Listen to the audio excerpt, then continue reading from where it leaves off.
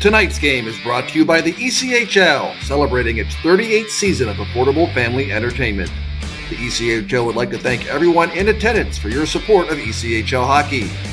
The ECHL would also like to recognize the following league sponsors: AMI Graphics, exclusive signage provider; Athletic Knit, official jersey supplier; Baron Rings, official championship ring supplier; BFL Canada Insurance and Sutton Special Risk, sponsors of the 2026 ECHL Hall of Fame induction ceremony; Dash, official mobile auction platform; The Fairley Group, official commercial insurance provider; Flow Sports, exclusive streaming provider; Hotel Planner, official hotel reservations partner; Howie's Hockey Tape, exclusive hockey tape and lace provider; In Glasgow, exclusive puck provider; Prolific One, exclusive secondary ticketing partner; and Warrior, exclusive on-ice equipment provider and title sponsor of the 2026 ECHL All-Star Classic. Catch all of the ECHL action live in high definition by logging on to flowhockey.tv.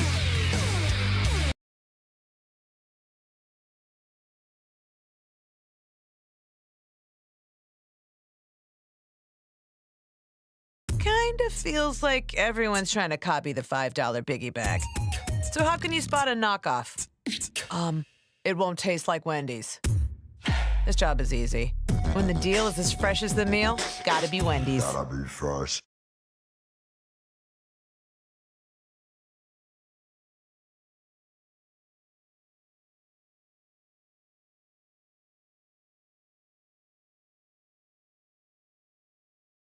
Game set here in West Valley City.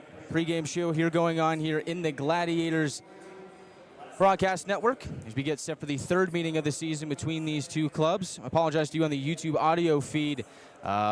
Got kind of messed up here. My computer decided to do a Windows update about 5 minutes before we start to go live, so go figure. But we're having some fun here on the road here. First game of the three-game set between these two clubs. And this is the first meeting between the Gladiators and the Grizzlies in this building since February 20th, 2016, way back in the day. So it's been almost a decade since these two teams met here at Maverik Center. And in that game, Gladiators came out with a 2-0 victory. And the president, Jared Youngman, with our now Director of Community Engagement, Derek Nesbitt, who at the time was the Gladiators captain at Center Circle ceremonial faceoff. It was the Pink in the Rink night at Maverik Center. Who knew? Two legends on the ice at the same time and end up working in the same office 10 years later. So there is Mr. Youngman and Mr. Nesbitt. And then Derek Nesbitt did score a goal that night. Ended up being the game-winning goal in a 2-0 victory. And the guy that got the shutout, 29 saves, he's behind the bench for the Gladiators here tonight. Head coach Matt Ginn, wearing number 90 between the pipe stops, 29 of 29 in the 2-0 victory. That was the last time these two teams squared off here at Maverik Center this season. So for the Gladiators, a trip down memory lane and looking to write some new history here tonight against the Utah Grizzlies in the third game of a 5-game season series. It has been a long, long time since we have been here. I'm very happy to be here on the road bringing this game here to you, as this is my old stomping grounds here at Maverik Center. I was here for the Grizzlies Western Conference final year back in 2021-2022, and if you can spot it in the building all the way in the far left corner from where I'm at, it's a pretty small banner, but Grizzlies did go to the Western Conference final that year.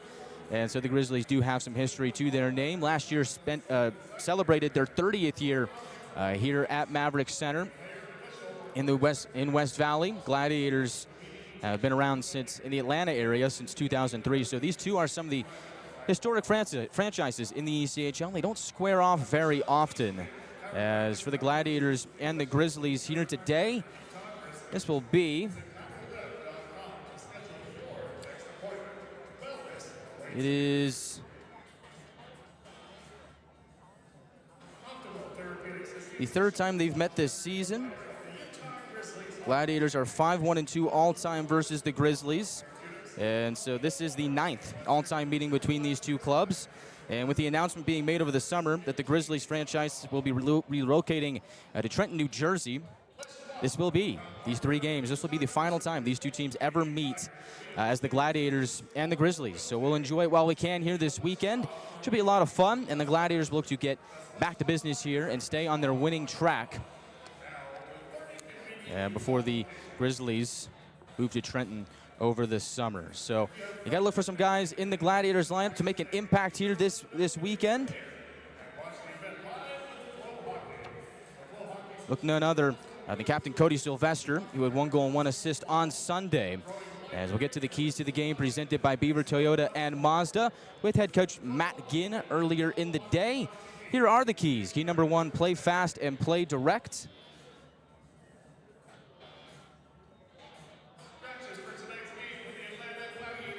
Gladiators are at their best when they do just that. Atlanta likes to play a very north style of hockey game, pressure their opponent, stay in the attacking zone, and when the Gladiators do that, chances are they win. Second key, if they do this one, chances are they win as well. And for those of you who's been with us all season long, these keys to the game can get kind of repetitive, but that's because they work. Gladiators at 14-5 this season have done an excellent job of executing these kind of plays. And so the second key is to win the gritty areas, win those battles along the boards. For Matt Ginn and his crew, they are a gritty team, not the biggest team in the ECHL, but they know how to win those battles along that yellow stripe that runs along the boards. Look for them to do that here today. And the third key from Matt Ginn, manage the puck. Don't want to turn the puck over. Give the Grizzlies any chance to win this game. Make sure you play smart, keep that puck on your stick, and don't turn it over.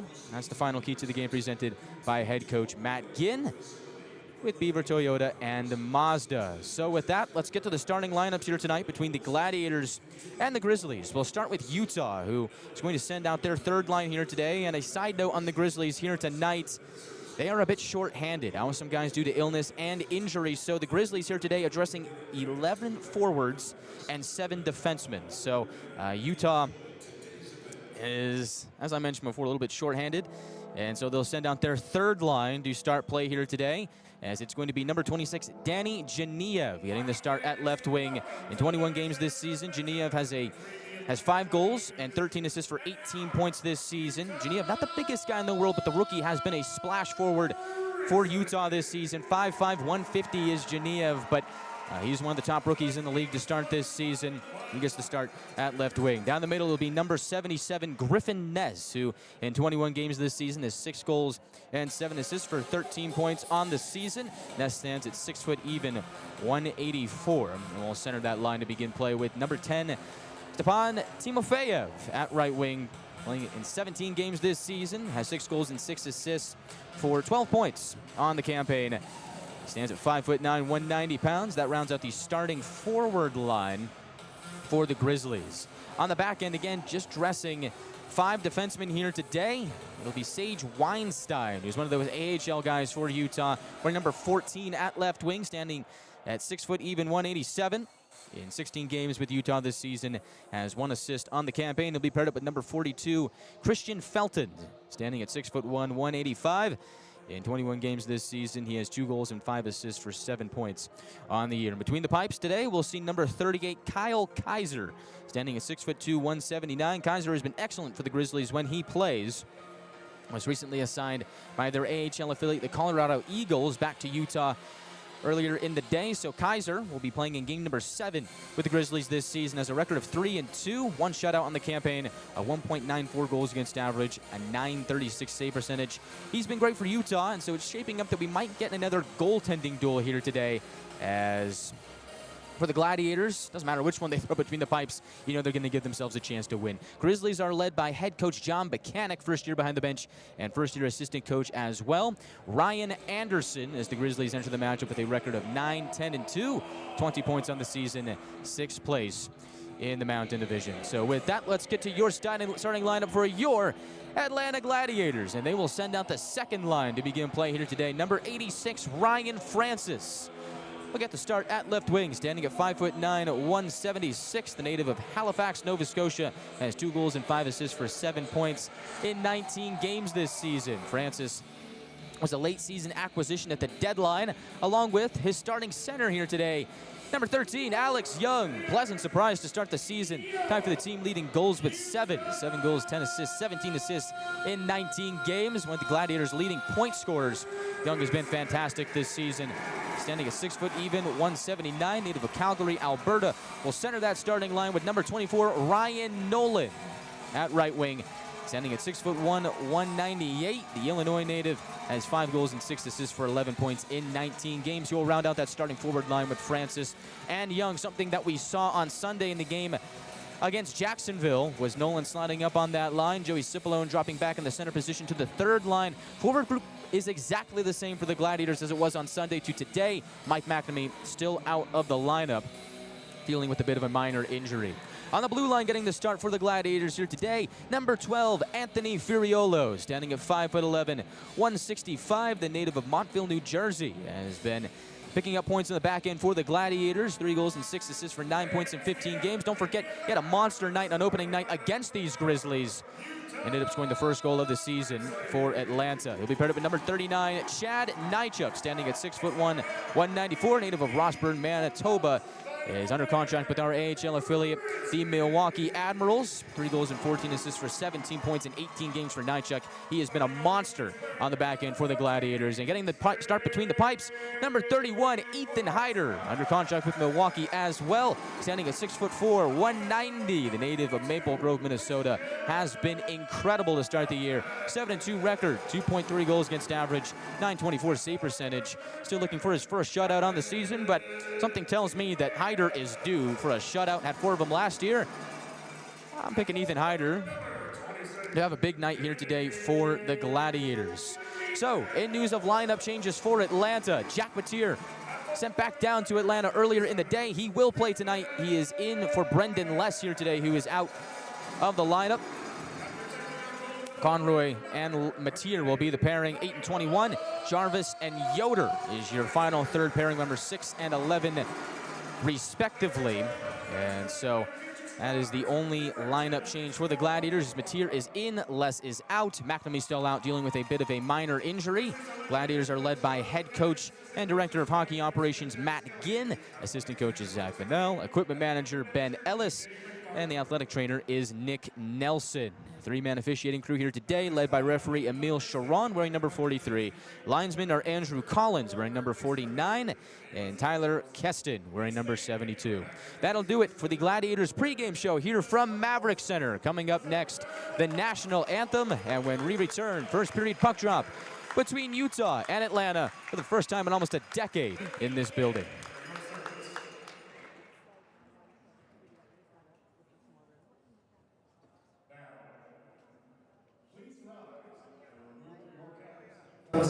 People might come late and sit down. We'll deal with that. There's a whole arena.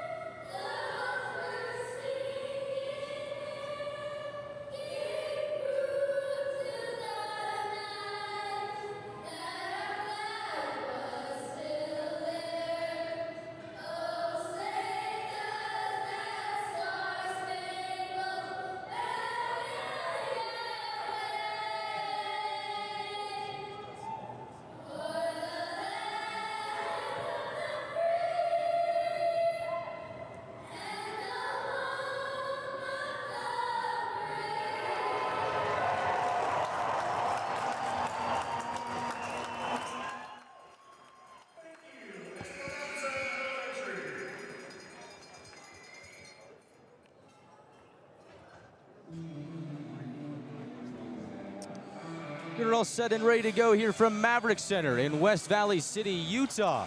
Gladiators and Grizzlies in the first game of a 3-game set here out west. Beautiful views here from the Rockies. Been a lot of fun this season so far. Gladiators 14-5. Heading out west for the road trip, looking to steal 3 more games here against the Utah Grizzlies after starting the season 2-0 against this Utah club. Once again, your starting lineup for the Gladiators. Francis, Young, and Nolan get the start.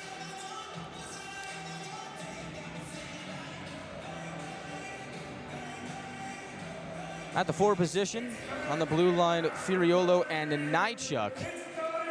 The 2 blue liners and the goaltenders here today. Number 31, Ethan Hyder gets the start for the Gladiators. For the Grizzlies, it is Kyle Kaiser. And shaping up that could be a goaltending duel here tonight. Hyder this season, 7-2 record, 2.3 goals against average, .924 save percentage. Kaiser this season, 3-2 record, 1.94 goals against average and a .936 save percentage. As the puck is dropped, and we are underway here from West Valley City at the Maverik Center, home of the Utah Grizzlies. Gladiators win the face-off, dump it in deep. Utah scurries out to center. Felton bangs it down. Hyder out behind his net to play it. Heaves it to the left wing.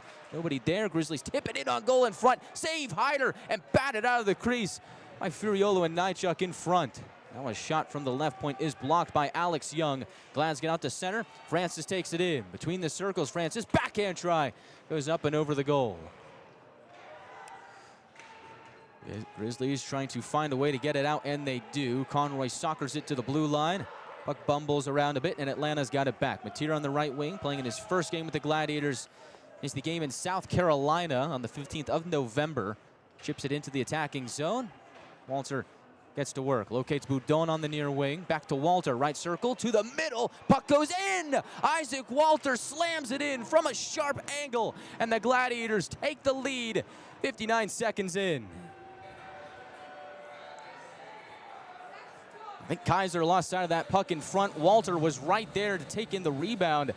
Initial shot goes out to the fenceman. Weinstein in front takes the rebound and puts it behind Kaiser. Gladiators lead 1-0 in the opening minute of the game.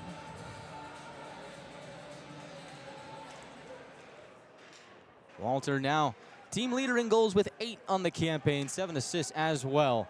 And the Gladiators are buzzing to start the game. That is back-to-back games where Atlanta has scored the first goal of the night in the opening minute. Cody Sylvester scored 45 seconds in to the game on Sunday, which was a 3-2 win versus Jacksonville. Puck down to the end wall. Boudon racing after it. Grizzlies get there.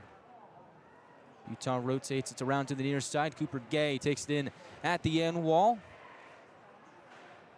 Goal from Walter, assisted by Louis Boudon as a shot rings off the pipe to the left of Hyder and somehow stays out. Grizzlies come inches away from tying it. This game is still young, 1:45 in. Aiden Hansen-Bukata jolts it to the left wing for Luke Manning, running into the near corner. Yoder pins him up against the wall and shoves him to the ground. Comes now to the far wall. Felton checked off of it by Lind. Currently on a 3-game point streak, 2 goals and 2 assists in that span. He and his line get it out to center. Yoder chips it down a little bit deeper. Denemy takes it in the near corner, looks to center, hits Felton in the back. Gladiators play it to the line. Yoder across to Jarvis, alternate captain, puts it between the circles. Denemy kicks it to the far corner. Around the net now, Lind reels it in the near corner, battling with Luke Salem. Gets it to Cipolone behind the cage. Joey Cipolone jabs it to the line. Jarvis fires wide of Kaiser. Puck pops out on the near side now. Yoder plugs it to the end wall for Denemy. Working against Felton again. Puck pinned up against the boards. Grizzlies shake it down, and they will. Rainbow it out to center where it's gloved down by Jarvis. Gladiators take it back in at the line. Cipolone battling with Lind. They gain the attacking line, but Atlanta is offside. Just 5 seconds under 3 minutes gone by. So Isaac Walter scores early. It's his 8th goal of the season from Louis Boudon, 59 seconds in. And that has Atlanta up by 1 early in this contest. Gladiators, when scoring first this season, have a record of 10-2. Nychuk in the neutral zone, taps it off the near wall and in. Scardina racing after it, checks Weinstein away from the puck. Continues to protect at the end wall. Peter Morgan lurking in the area, trying to get a piece of it as well. There's 4 Grizzlies down there. Utah trying to peel it away, and they do. They did have the numbers, and so the pack of Grizzlies able to jolt it out the center. And a little bit more. Danny Geniev will skate into it at the end wall. Loses an edge, trying to play the puck, which leaks over to the near side to Peter Morgan. Tries to grind out the center and does. Plays it into open space on the near wing. Mickey Burns will give chase. Colby Enns gets there first for Utah. Pass at center. Off the stick of the intended receiver and Stefan Timofeyev.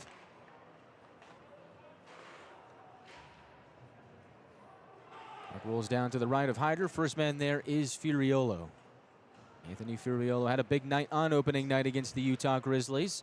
Helped the Gladiators off to a 1-0 start. Plays it out to the neutral zone. Shot by Weinstein from neutral ice, goes wide of Hyder. Now in comes Ryan Francis. Bounces to the left wing. Gets checked into the far corner. Ryan Nolan working there as well. Puck is shaken loose. John Jalot finds Friesen moving down the left wing. His shot goes off the leg of Conroy and over to the far wall. From there, Matier puts it into the air, ends up simmering down. Lebster looks to center, intercepted by Matier, and he's able to knock it to the neutral zone for Francis, who puts it into the right wing for Nolan. They'll skate after it, and ooh, that was close. Almost beat out the icing, but the Eagle Eye linesman did blow it dead and will pay a visit to Ethan Hyder. Good to see Jack Matier back out on the ice in the Gladiator uniform. He was with the Gladiators earlier this season from October 23rd to November 15th, which he was recalled by the Milwaukee Admirals, but news broke earlier this morning that Matier was reassigned from Milwaukee to Atlanta. As a shot goes wide of Hyder off the Grizzlies face-off victory. On the left wing, Grizzlies trying to play it down low. Connors, his first game with Utah this season, gets it to the end wall where Conroy is able to collect. Finds Francis in the far corner. Over on the near side has Matier. Hammer it off the stick and into Grizzlies territory. Atlanta gets off for a full change. And on comes the Sylvester line with Boudon and Walter. The latter two have already combined for the game's first goal. Late filing crowd here at Maverik Center. This game just a little bit. We're 5 minutes gone by in the first period. Puck at the end wall. Boudon slams Salem. Puck leaks over to Connors. Tries to get out of the zone, but it's intercepted by Sylvester. Trying to pop it down deeper, but ends up going back to Enns, who turns it over back to Sylvester. Centers for Boudon. Shot is picked off by Filion. And now he has Connors on the left wing. He'll go cross ice. Wanted Lebster into open space. Jarvis able to whack it back to the neutral zone. 2-on-3 up ice as Atlanta enters the attacking zone. Boudon smartly just chips it down to the near corner. Walter gives chase. Able to find Sylvester in the far corner. Up at the line, Nychuk delays. Furiolo shoots. Blocked in front. The rebound to Cipollone. Hammers it off the post. And Walter couldn't punch in the rebound. Gladiators had the Grizzlies on their heels to start the game. And the 1-0 lead apparent of that. Aiden Hansen-Bukata can't reel it in at the blue line. Grizzlies scramble to get back on side. Lebster from the left wing able to cast it around the boards to the end wall, looking for Manning. Loses the battle to it with Nychuk. Gladiators defenseman able to poke it in front of his own bench. Board battle ensues there. Puck creeps back to Weinstein. Goal control for the Grizzlies. 13-13 left in the first period here. Ethan Hyder out of his net to play it on a Utah dump-in.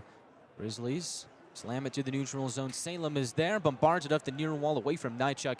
Angled to the far corner. Furiolo hunts it down. Plays it to Nychuk on the near wall. Passes it up the wing to Lind. Checked off the puck. Wanted Denemy up ice. Ends up coming back to Lind, who springs it over to the far wall where Cipollone checks Timofeyev. The Grizzly able to knock it up to Ginn from the right wing. A shot with not a lot of heat rolls in on Hyder. He will freeze with 12:41 left in the first period. Timeout on the ice. We will take one as well. Gladiators lead 1-0 off of Isaac Walters' 8th of the year, coming 59 seconds into the game. Been a fun one so far. We are back in a moment at Maverik Center after this.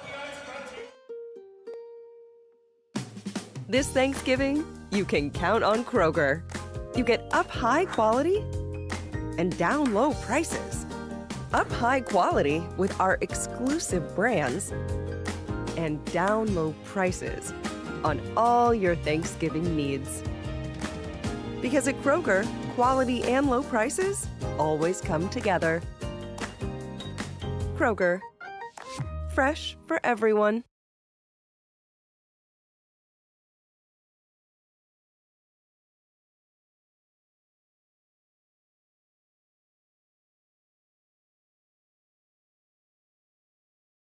Kind of feels like everyone's trying to copy the $5 biggie bag. So how can you spot a knockoff? It won't taste like Wendy's. This job is easy. When the deal is as fresh as the meal, gotta be Wendy's. Gotta be fresh.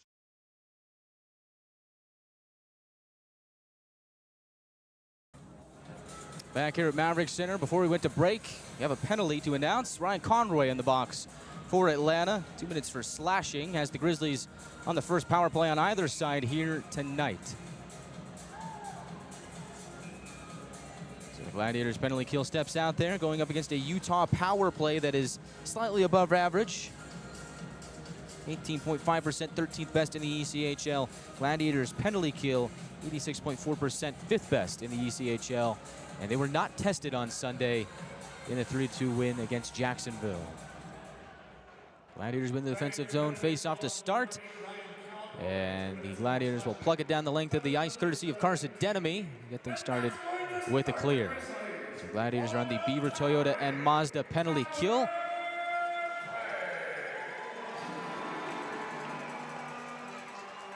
As in on the right side is Timofeyev. Gets it to the end wall. Mateer is there.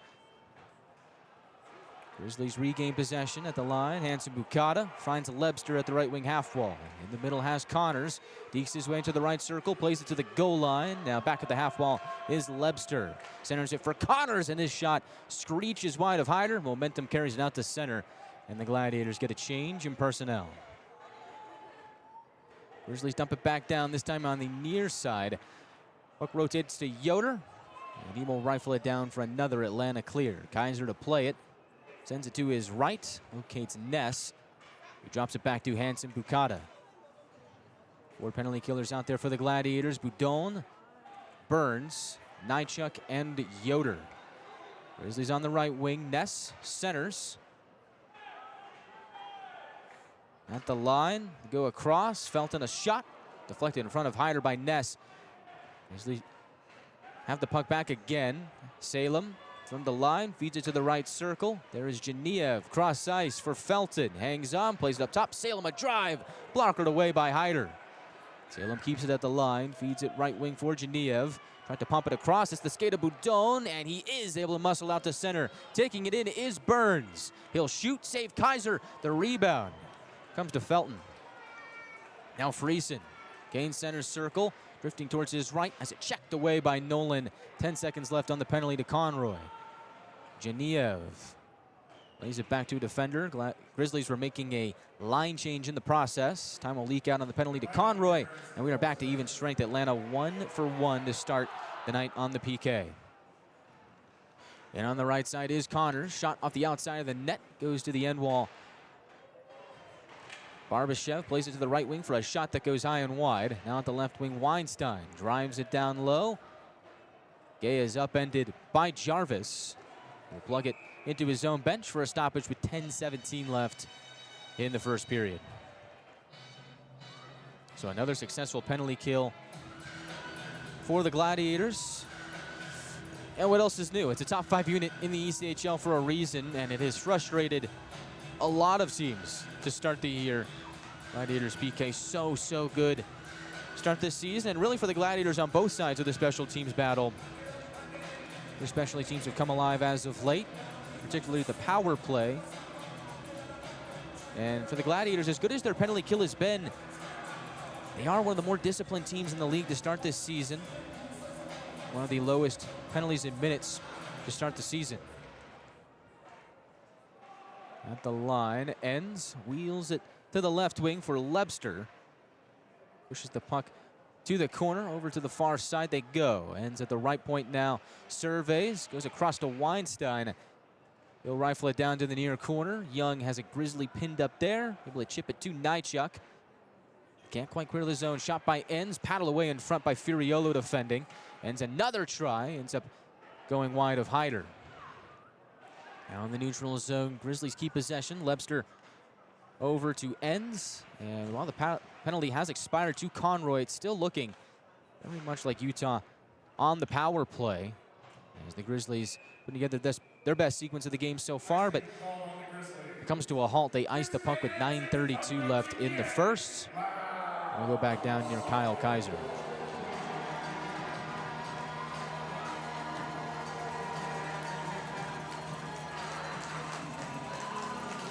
Face off to the right of Kaiser on the far circle. Louis Boudon will take this face off against Luke Manning. Boudon with the assist so far here today in the opening score by Isaac Walter. Now up to 6 goals and 15 assists for 21 points in 20 games, and this one's still in the early stages. So from the far circle, Boudon will take this face off out with his regular line mates of Sylvester and Walter. He is able to win it. Sylvester pokes it to Conroy, who finds Walter behind the net. Walter tries to surge back up the far side wall, exchanges with Boudon. He's checked off the puck hard by Manning. And now below the goal line, puck goes from low to high. Mateer, a drive, blocked in front. Walter tries to pick up the rebound, but 2 Grizzlies able to outmuscle the Swede there. They get out to center, and Mateer forced to plug it back in. Walter on the left wing now. Centers looking for Boudon. Grizzlies break it up. Mateer keeps it alive. At the left point, Conroy shoots. That's blocked by Lebster. And he will just pot it off the far wall and out the center, and the Grizzlies will get a line change in. 8:50 left in the first period here from Maverik Center. First meeting between these two teams in this building since February 20th of 2016. Yoder on the right wing, gains the red line, pelts it around the boards as the Gladiators get a line change in. Denemy rips it in on the left side. Gladiators can't keep possession though, in the pass to Cipollone. They do get it back at the line though. Denemy centers, pass is picked off by Hansen Bukata. Now streaking down the right wing is Geniev. Centers for a one-timer that screeches wide by Timofeyev. Puck reverses back to the far wall. Felton is there. He'll battle for it with Jarvis and now Denemy. Both of them poking and prodding. Puck at the line. Grizzlies slam it to the end wall. As Timofeyev has the puck. Yoder defending, chases him to the blue line, and Lind able to get just enough on it to send the Grizzlies out to neutral ice. Now Utah will take a moment to get a line change in. Remember, they're playing with only 11 forwards here today and 5 defensemen. Bit of an illness going around in the Grizzlies locker room here today, and a couple of injuries have them down a few guys here today. As Morgan slides it along the right wing for Burns. He'll chase after it to the near corner. Squeaks over to the opposite side. Luke Manning, first one on it. Pinned up against the boards by Peter Morgan. At the line, Atlanta can't keep it in. Good effort by Furiolo. And now Nychuk will have the Grizzlies in their own zone, playing it down to Kaiser. They find Friesen on the right wing. Tries to lift it ahead. Jalot powers to the end wall, able to peel himself away from Nychuk. Goes from low to high. Ends at the right point, dancing to his left. Almost has it checked away by Burns. Ends, cuts towards the net, tries to dangle in front of Hyder. Ends up putting a backhander into the slot. Gladiators clean up and sweep it to the left wing. Grizzlies continue to press. Barbashev to the right circle, peels up. Finds Salem, quick pass, left point for Ends. Cross he goes again to Salem, juggles a bit, but keeps it in the attacking zone. Now the Grizzlies turn it over to Scardina, who finds Nychuk on the right wing. Chad Nychuk surging in, cruises to the slot, but it's cut off by 3 Grizzlies. Puck will roll in on Kaiser. He will freeze with 6:36 left in the first period. Atlanta still leads 1-0. And the shot count reads 6-3 in favor of Utah. who at times have done a good job of cycling around in the Gladiators zone, keeping puck possession, but the Gladiators not giving them a whole lot here to begin the game, and are playing with the lead thanks to the goal from Walter 59 seconds in. From the near circle, Young will take the face-off for the Gladiators, going up against Riley Connors. Young this season, been so good for the Gladiators. He's going to get tossed in favor of Ryan Nolan, who's been an excellent depth pickup for the Gladiators. He wins the face-off. Mateer across to Conroy. He'll shoot. It's blocked. Has the rebound. Goes to the goal line. Looks to wrap it up top and does. Mateer from the line. Dishes it back to Conroy. From the high slot. Takes another shot. It's blocked by Barbashev. Puck is loose. And Barbashev able to twist it out to the Gladiator blue line. Atlanta repossesses from there. Alex Young on to Arizona State. Quickly plays it back. And now Mateer softly into the near corner. Sets up Nolan to go crashing into the boards. Grizzlies pull it off the boards, get it to the line. Conroy sends it over the head of Kaiser to the near corner. Francis battles for it there. Tries to get away from Hansen Bukata. Grizzlies defender is able to catch up to speedy Ryan Francis. Young with a takeaway on the near boards, keeps the play alive. Looks to center for Nolan. Bumbling puck goes to Connors. He will skate it out, push it to the left wing. 5:40 left in the first period. Geniev glides down the left wing, puts it into the left circle. Griffin Ness loses possession to Andrew Jarvis. Great play there. And now the Grizzlies look to keep possession on the far wall, but Alex Young strong on it thanks to a play from Yoder. Pushes it to the Grizzlies' blue line. Weinstein behind Kaiser to push it out of his own zone. Walter hard on the forecheck. Able to leave it for Boudon. Pushes it up to the left point for Jarvis. Across has Yoder. Back to Jarvis from the line. Feeds it left wing for Boudon. Top of the circle. His shot off a stick. Plops down in the near corner. Sylvester is there. Continues to rotate to Walter. Centering feed. Shot from the line. Goes wide of Kaiser. Yoder punches it back into the corner. The Grizzlies are able to spurt it back to Hyder with 4:44 left in the first period.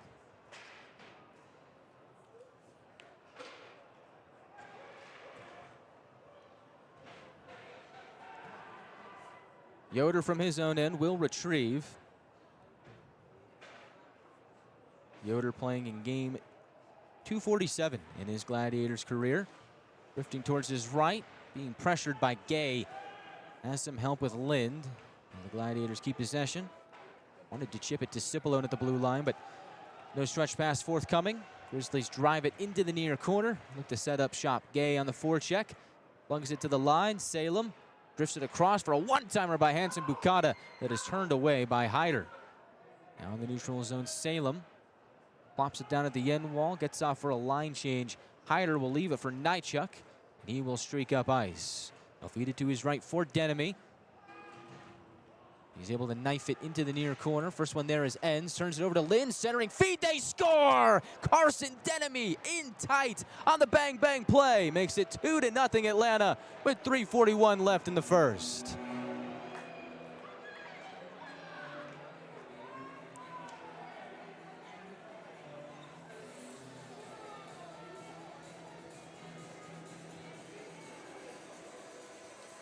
Carson Denemy with the score.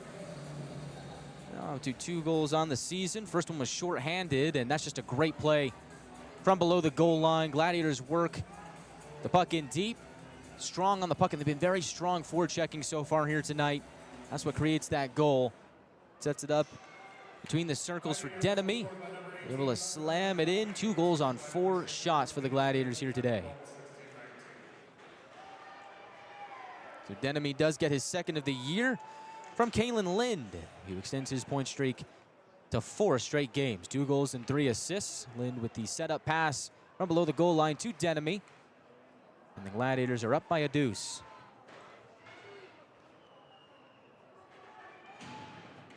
Atlanta with possession again. Nychuk to Furiolo. Gains center circle. Right down the middle. Has it knifed away at the last second by Weinstein. And if Furiolo gets going like that, he is dangerous.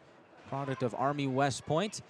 Now Mateer rumbles down the right wing. Loses the puck to Weinstein. Felton in the corner, sparring at it with Francis. Puck creeps up the wall. Genev takes it in. On the left wing, gains the red line. Brushes it to the middle. Felton bounces to the right side. Takes a shot that's paddled away by Hyder. Second attempt through the slot, out to the near half wall. Francis casts it to the neutral zone. Grizzlies pile it right back in, and they get off for a partial change. 2:30 left in the first period. Atlanta up by 2 with goals from Walter and Denemy. Now Nolan charges into the near corner. Shifts the puck around to the left wing. Off the bench is Conroy to jab it back to Nolan behind the cage. Reverses it back to Conroy, although in the middle of that was Barbashev for Utah. And the Grizzlies are able to repossess with a little over 2 minutes left in the first. Colby ends, hanging on to it, getting a lay of the land behind Kaiser. Rushes it to his left. Grizzlies out to center. Yoder forces Gay off the puck, ends up going down as an icing on Utah with 1:53 left in the opening frame. Coming up next here, after the conclusion of the first period, we will have the first intermission report from Maverik Center. Recap the first period. Look ahead to period number 2. 2 goals to talk about here for the Gladiators, who are off to a hot start. 2 goals on 4 shots. We'll also take a look at the out-of-town scoreboard, as this is the nightcap game for those of you on the East Coast. And we also do a chat check on our YouTube side as well, seeing what's going on here.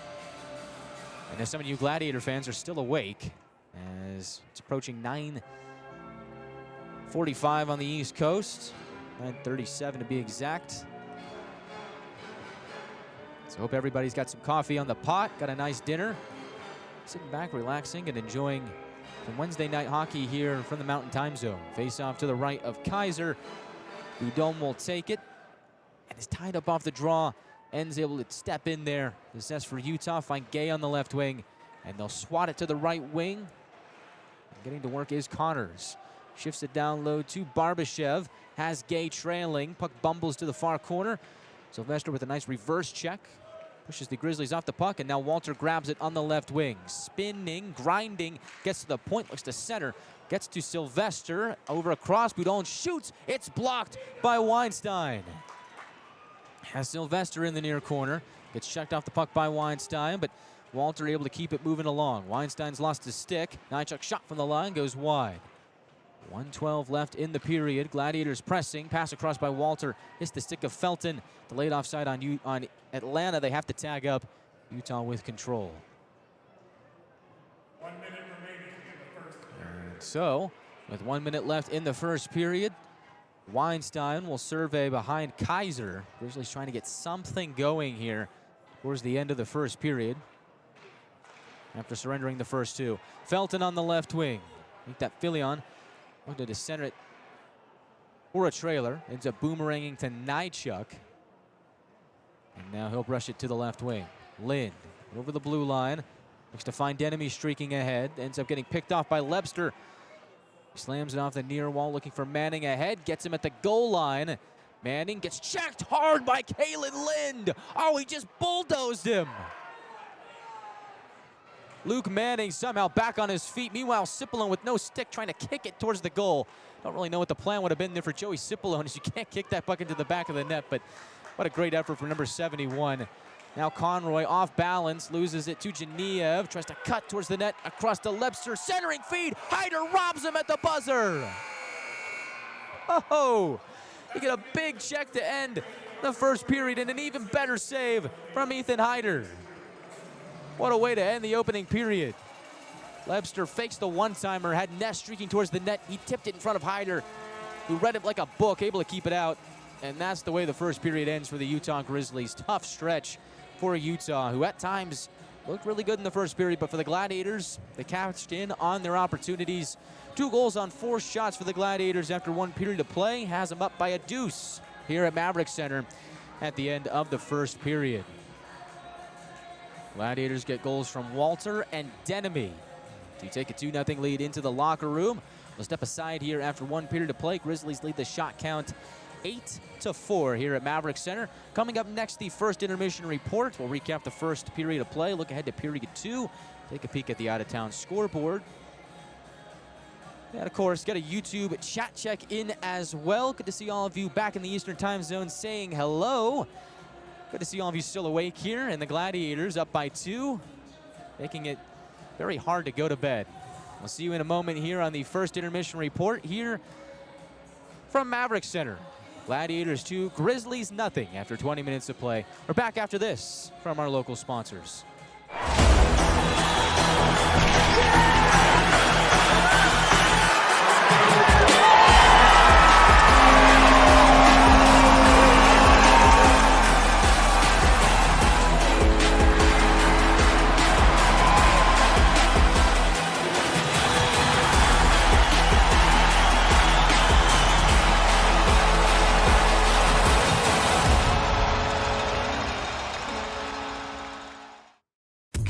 Feels like everyone's trying to copy the $5 biggie bag. So how can you spot a knockoff? It won't taste like Wendy's. This job is easy. When the deal is as fresh as the meal, gotta be Wendy's. Gotta be fresh. Sometimes life's collisions leave us feeling off balance. But at 100% Chiropractic, we know how to get you back on track. We don't just straighten you out, we empower you. We educate you on how to get to the root cause and give you a play-by-play strategy on how to get you back to 100%. We even use lasers. Fucking lasers! Our $49 first experience includes a complete set of comprehensive chiropractic x-rays, a fit 3D scan, and your first life-changing adjustment. Visit us and break the ice. Discover the power of chiropractic care at 100%.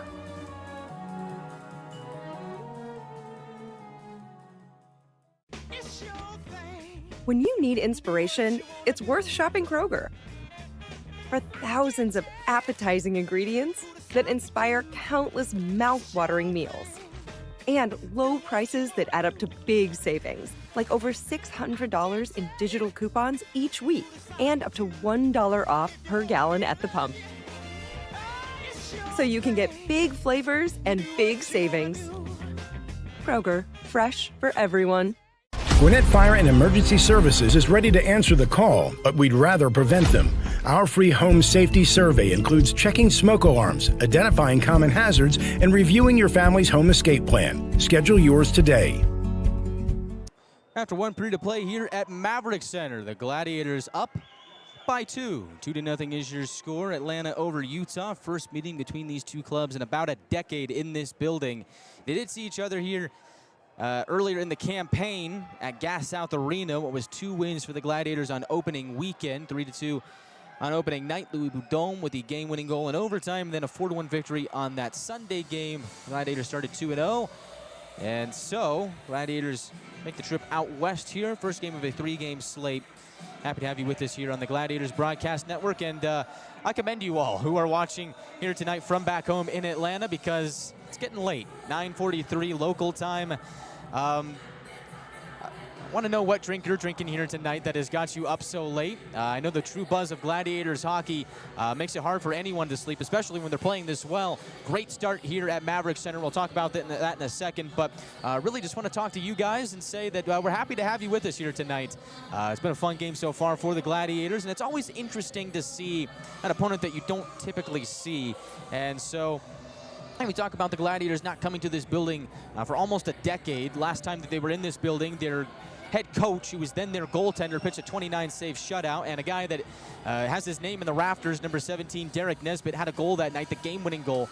Now he's in the front office working as the Director of Community Engagement, and our team president, Jared Youngman, met that same guy, Derek Nesbitt, for a ceremonial face-off that same night. So it's been that long since these two teams met in this building, but it is always nice to see a team that you don't normally see, because the ECHL schedule, while we love it at times, not so much the times and the dates and all that, especially with the travel, but we do love it for what it is. You see a lot of divisional matchups, which makes things very gritty and makes things very entertaining every night in and night out. Very heated, very passionate, but every once in a while, you're like, all right, we've seen the Greenville Swamp Rabbits for the millionth time this year. Can we finally see somebody else? And so that's why it's cool to see these kind of matchups, see these venues, so many great places across the ECHL, and happy to bring this one to you here from Maverik Center, which is, for my money, one of the best buildings in the ECHL. This is a former Olympic venue, opened in the late 90s as the E-Center, was the host of the 2002 Winter Olympics here in Salt Lake City. So you got some games in here at the Maverik Center, not too far away from the Olympic Oval, which is also close to here in West Valley City. And so a little bit of history for you here in Utah, but great to be on the road. Great to see the Utah Grizzlies here this season. And this is one of 3 opponents that the Gladiators will see outside of the division this season. We'll also see Greensboro for 3, and we'll also see the Adirondack Thunder for a 3-game slate at Gas South Arena on Valentine's Day and President's Day. And don't forget that Valentine's Day game is the Teddy Bear Toss game, when Utah will have theirs on Saturday night in the final ever meeting between the Gladiators and the Grizzlies, as it was announced over the summer that Utah will be relocating to Trenton, New Jersey at the end of the 2025-26 campaign. So this is the final hunt for Utah, and Saturday's game will be the final meeting ever between the Gladiators and the Grizzlies. And here in the 9th all-time meeting of all time, and the 3rd this season, the Gladiators put up a very impressive showing in the first period. Oh boy, did they come out flying. And for the 2nd straight game, Matt Ginn and his crew are ready to play from the hop. No jet lag for the Gladiators, no altitude sickness, none of that. They come out flying, and Isaac Walter gets things started just 59 seconds into the game. And what can Walter not do? That's goals in back-to-back games. He's been sensational for the Gladiators this season. The rookie phenom now leads the team in goals with 8. Louis Boudon gets the assist. He has the team lead in points now with 21 on the campaign, and things just get better and better for the Atlanta Gladiators. So we go down into Grizzlies territory.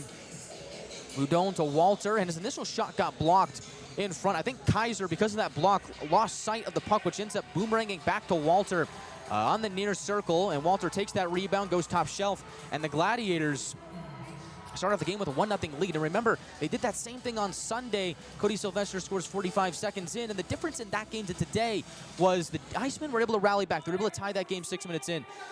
Here in the first period, the Gladiators gave the Grizzlies a little, but they didn't give them a lot, and that was enough to keep them off the board. Grizzlies had possession, and they were able to move it around, but Atlanta doing what they do best so far this season, keeping things to the outside, to the perimeter, letting Ethan Hyder see the ice and see the puck.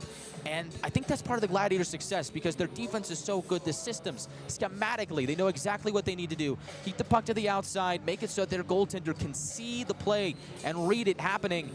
Ethan Hyder puts together a great first period, stopping 8 of 8, and the Gladiators add another later on in the period as 16-19 into the first period. Carson Denemy scores on a great setup play from Kalen Lind. Chad Nychuk drifting through center, dumps it in. Lind hard on it to the end wall, able to catch up to the puck and just centers it quickly for Denemy, who crashes the crease. And I mean, hey, good things happen when you drive the net. And Carson Denemy gets in his Cadillac, gets in front, and bangs it into the back of the net for a 2-0 Gladiators lead. And for Kyle Kaiser, that's a period that the Grizzlies are going to want back, because they did hold the Gladiators to only 4 shots on goal. And something Utah did really well in the first period was blocking shots. And I can't count how many that they actually blocked, but the Gladiators did take a lot of chances towards the net. And so while the number 4 shots on goal for the Gladiators is a bit deceiving, doesn't really accurately reflect how well the Gladiators actually played in the Grizzlies zone, because they did do a good job of moving the puck around, getting some sustained offensive zone time. But Atlanta doing a really good job of trying to put shots on goal, but the Grizzlies doing an even better job of getting in front of those shots. So credit to them. But all of it out of the first period. We do have some advanced statistics here in Utah. I do miss these. For those of you that don't know, I spent the first 2 years of my career as an intern here in this building, so it's a bit of a homecoming for me. Very excited to see some familiar faces in the building. A couple of down here on press row. Tyson Whiting, their play-by-play broadcaster, my mentor and good friend Tim Brassard, photographer for the Grizzlies.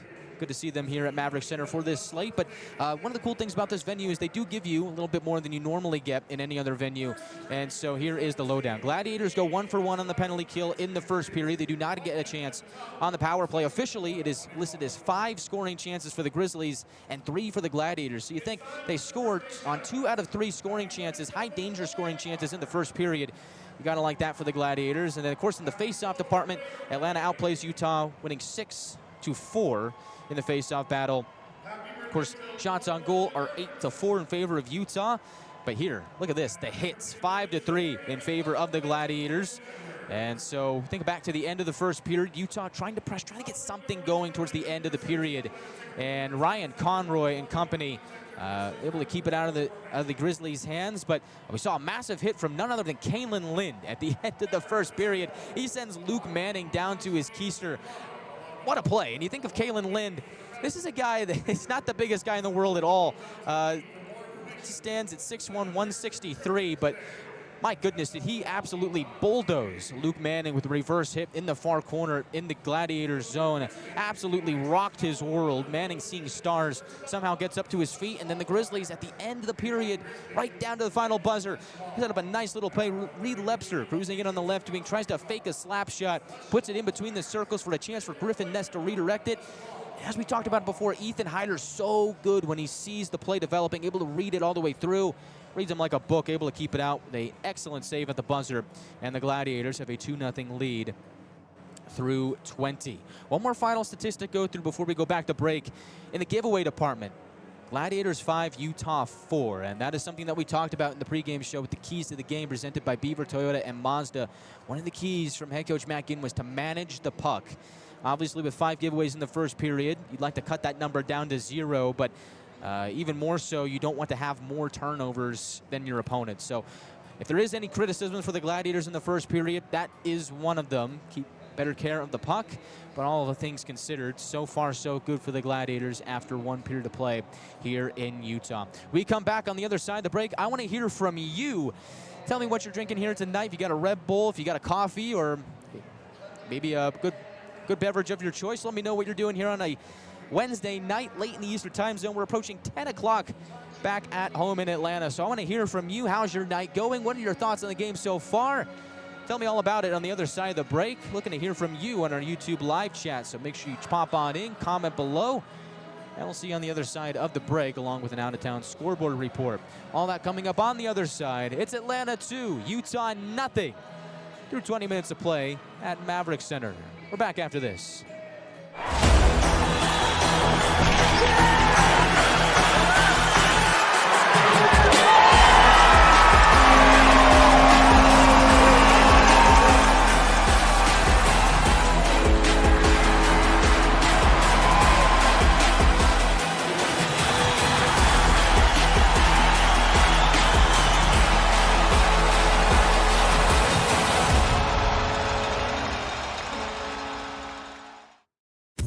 Feels like everyone's trying to copy the $5 biggie bag.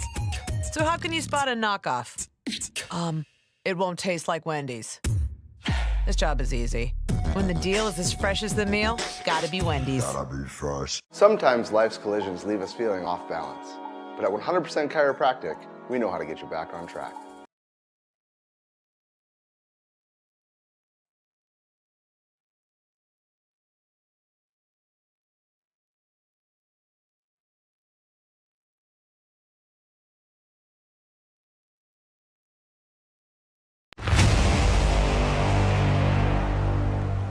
Tonight's game is brought to you by the ECHL, celebrating its 38th season of affordable family entertainment.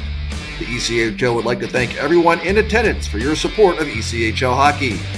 The ECHL would also like to recognize the following league sponsors: AMI Graphics, exclusive signage provider; Athletic Knit, official jersey supplier; Baron Rings, official championship ring supplier; BFL Canada Insurance and Sutton Special Risk, sponsors of the 2026 ECHL Hall of Fame induction ceremony; Dash, official mobile auction platform; The Fairley Group, official commercial insurance provider; Flow Sports, exclusive streaming provider; Hotel Planner, official hotel reservations partner; Howie's Hockey Tape, exclusive hockey tape and lace provider; In Glasgow, exclusive puck provider; Prolific One, exclusive secondary ticketing partner; and Warrior, exclusive on-ice equipment provider and title sponsor of the 2026 ECHL All-Star Classic.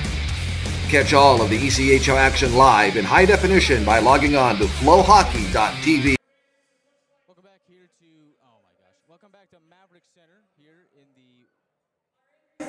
Welcome back to Maverik Center here in the Mountain Time Zone. We apologize for dealing with some technical difficulties here on the road, and a lot of it is probably due to the fact that my laptop decided to run a Windows update before the start of the night, so go figure. Things not looking too good on that front, so trying to fix the technical difficulties with some of the audio here as the night goes on. But anyhow, having some fun here on a Wednesday night in the Mountain Time Zone, place that Gladiators haven't been in a decade, so having some fun and enjoying it. And you know, I was looking in the live chat while we were going to break, and a good comment from Peach Fuzz here. It's got to be pretty emotional for me to be back here, considering this is where I started, and I'll be done when the Grizzlies leave at the end of the season. Yeah, it is. It's a tough thing, and you know, it's more so tough from the business standpoint of knowing all the people here, knowing guys like Tyson Whiting, their broadcaster, who helped me get my start. You know, teaching me the ropes as a broadcaster. Tim Broussard, another one of the members here. The off-ice officials, you know, the people that work here, and the front office, everything. It's very sad. And then knowing that the fans, how passionate they are here in Utah, after knowing them for you know, so many years and growing up here, it is tough. It's sad, but you know, it's part of the business, and they'll go to Trenton next year, and you know, we'll enjoy it while we can here this weekend here at Maverik Center. What has been a great start so far for the Gladiators, up by 2. So before I left, I want to talk to you guys, ask you what you're doing here late night in the Eastern Time Zone, how you're staying awake, and looks like Fuzzy chowing down on some ribs. Oh, that sounds nice. Diet Coke, smashed potatoes. Good Southern comfort food. Yeah, man, that sounds great. Sammy says water. He's got a sinus infection. Oh, that's no good. That's no fun. I don't know if you ever tried the sinus rinse, but that's what I do when I get one of those. Oh, it's not fun, but it works. So maybe try it out. Ate 'em, sipping on some water. Water's good. Water is the best drink, hands down. Lynette, Gatorade. Hockey game's better than doom scrolling. Yeah, you're right. But you know, make sure you check out our great social media platforms. Instagram, Facebook, TikTok, LinkedIn, of course, right here on YouTube. And I'd like to say a big thank you to all of you here tonight, as today we hit another milestone on the YouTube channel, 3,000 subscribers on the Atlanta Gladiators YouTube channel. So thank you to everybody who supported us from the beginning to now, to start this season, up to this point. It doesn't all happen without you guys. You guys are the backbone of Gladiators hockey. So thank you so much for your support, and looking forward to see you guys at 4K, 5K, somewhere down the road. Looking forward to it, guys. Peach Buzz says, can I buy you a Red Bull, sir? You know, I don't need a Red Bull here today. I did need one for that Jacksonville game on Sunday. Coming from Jacksonville late that night, getting there in the early AM, and then calling a game at 3. It was one of the few times we need a Red Bull. And my philosophy has always been, you know, if you need a little kick to get yourself through a hockey game, what are you doing? Like, you know, you're doing something wrong. You should just have that pure adrenaline excitement. You want to get up for a hockey game, and you know, that's kind of always been my mantra. But yeah, that Sunday, I definitely needed it. That was a rough one. Maybe I had 2 hours of sleep that day. But good to see Joe Mama here.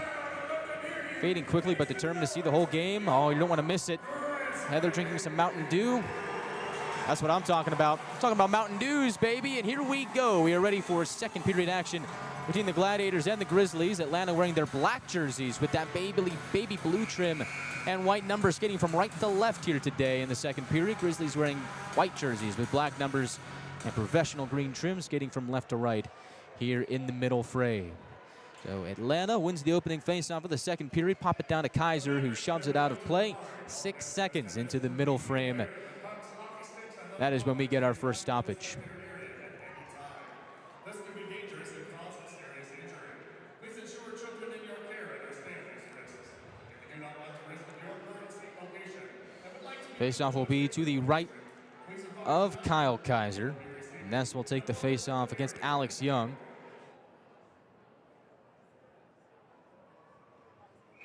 Yeah, a bit of a false start here.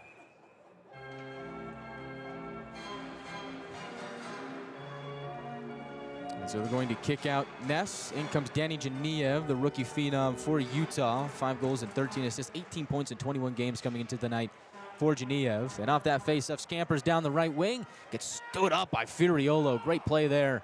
Fans calling for a penalty, but that's just a good defensive play by the Army product. He has the puck now on the left wing, over the red line. Pops it to the end wall. away from Kaiser. Francis lurking there, trying to strip the puck away, but Utah hangs on, and now they do turn it over. Francis, right circle, fires. It gets blocked by Weinstein. And Francis gets hauled down by Ness. We got a tripping penalty here. And let's see who goes. It is going to be the Grizzlies. And so Atlanta gets their first power play of the night. Looks like Weinstein's going to the box too for tripping Atlanta to the Eco-Electric power play. Penalty comes 36 seconds in. And so out comes the first power play unit for the Gladiators. Nychuk, Walter, Young, Sylvester, Boudon.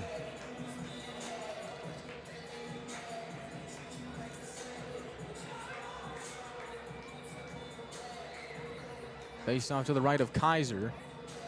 Again, tripping penalty on Weinstein as Atlanta to its first power play of the night. Utah wins the ensuing face-off. Get a visit from Grisby here, the Grizzlies mascot, as Atlanta gets to work on the power play.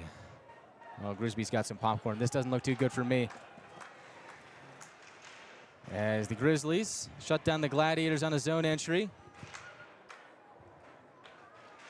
Shot from the left wing, stopped by Kaiser. Rebound comes to Young at the line. Boudon surveys, goes across for a one-timer by Sylvester. That goes wide. Now Young at the line, gets it to Nychuk. Takes it back in, Nychuk again. Shot fired wide of Kaiser. Rebound comes to Sylvester. Now at the goal line, centered it in front. Puck leaks over to Young, left circle. Young to the right circle. Sylvester across, looking for Young. Escaped his stick. And now Young takes it back in again. Boudon to the left circle for Young. They trade it off. Young up the wall, top of the circle, plays it across. Sylvester holds, finds Nychuk. Back to Sylvester, one-timer just screeches wide. And it goes out of the zone. Nychuk has to chase it. 50 seconds left on the penalty to Weinstein. And on comes the second unit for the Gladiators. They'll slide it up to the blue line. Quick touch, Lind to Cipolone, back to Lind, and he can't punch it in. It's read like a book by Kaiser. He'll freeze it with 34 seconds left on the power play. Good look for the Gladiators. Good save for Kaiser.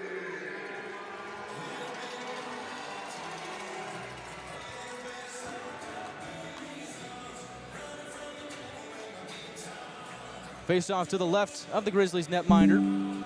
Gladiators now up to 5 shots on goal in the second period. Through the point in this game, so Atlanta 5 on the board through the game, I should say, to this point. 1 in the second period. At the line, Furiolo drifting left. Puts it off the end wall, looking for Burns, and's got him. Now Lind from the far corner, up to the line. Boudon to Furiolo. High slot over to Boudon. Below the circle, Lind takes it in. Rides up, looks across. Cipolone has it broken up by Hanson Bukata. Grizzlies able to knife it out to center. 10 seconds left on the penalty to Weinstein. And now Furiolo takes it in from his own ice. Finds Cipolone at center circle. Out of the box is Weinstein. Cipolone around the net. Grizzlies now back to full strength. Gladiators still pressing here though. Lind, top of the left circle, toe drag shot, fans on it. Grizzlies with possession, Ness on the right wing. 3-on-3 up ice. Ness centers, Hanson Bukata has it roll off his stick and now shoots, kick save, Hyder, and oh, he's got it again! Second opportunity fought off by Hyder. Puck behind the net, the Grizzlies have it. They center for another one-timer, and Hyder keeps that out as well. Puck will jump out of play, but oh my goodness, what a series of saves for Ethan Hyder. It's a trio of stops for Hyder. Keeps the puck out of the net. Grizzlies do have good margin in the shot count, 11-5, but Ethan Hyder keeping the door shut. So that's quick 2 saves on Griffin Ness. Third attempt goes off the back of the net, but the Grizzlies continue to cycle the puck around. And then the third chance. Centering feed from below the goal line. Hyder makes the save on that one as well.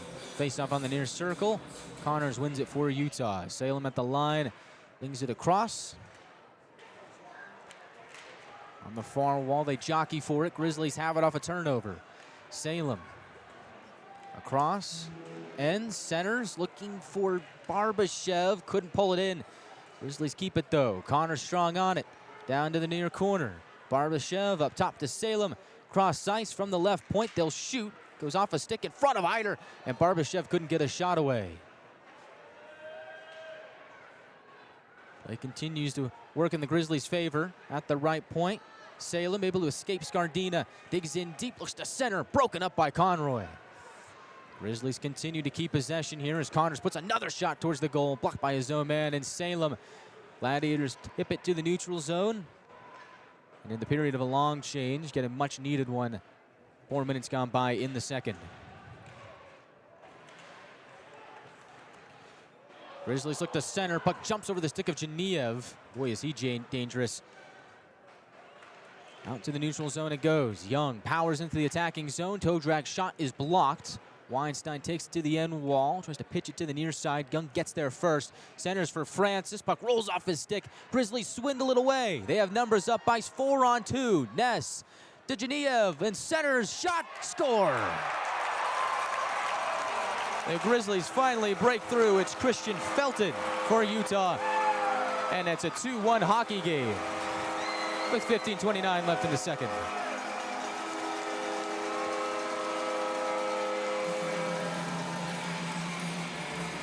The Grizzlies have numbers up ice 4-on-2. Quick couple of touch passes down the right wing, and then they center for Felton. And he's able to go glove side on Hyder for the goal. His third of the year. That makes it 2-1 as the Grizzlies cut the Gladiator lead in half.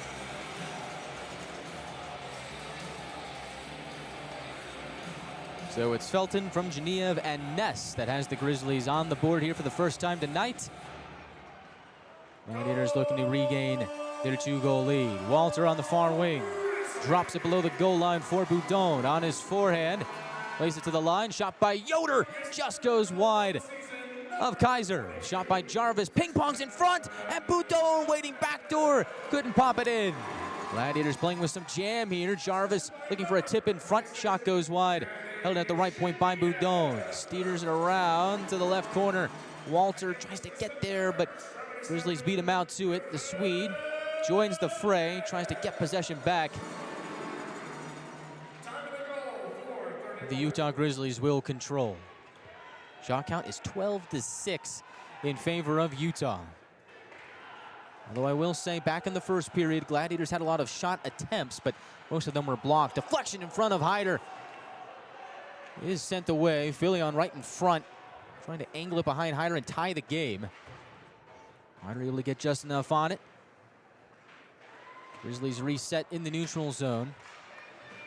Their plans are thwarted at the line. Lynn chases it to the near corner of the Grizzlies zone. Pinned up against the wall by Salem. Lynn looking for some reinforcements. 4 Grizzlies down there against 2 Gladiators, and those 2 Gladiators working strong and hard. And fans urging for the play to roll on. Joey Cipollone working there with Kalen Lind up against the wall. They're still digging for it. Strong work from Kalen Lind. What a game. Kicks it to the slot, and it's picked off at the last second by Jalot. He turns it over to Nychuk at the line. Looks to center for Cipollone, but Karam's off a skate. Rolls in on Kaiser. He freezes with 13:35 left in the second. So the Grizzlies get on the board thanks to the goal from Felton. His third of the year has made it 2-1 here at Maverik Center. We're back after this on the Gladiators Broadcast Network.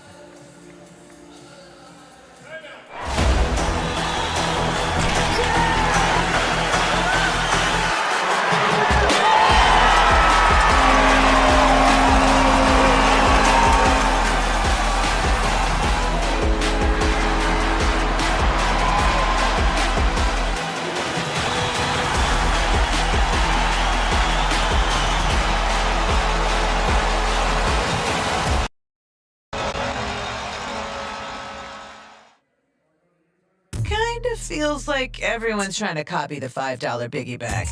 So how can you spot a knockoff? It won't taste like Wendy's. This job is easy. When the deal is as fresh as the meal, gotta be Wendy's.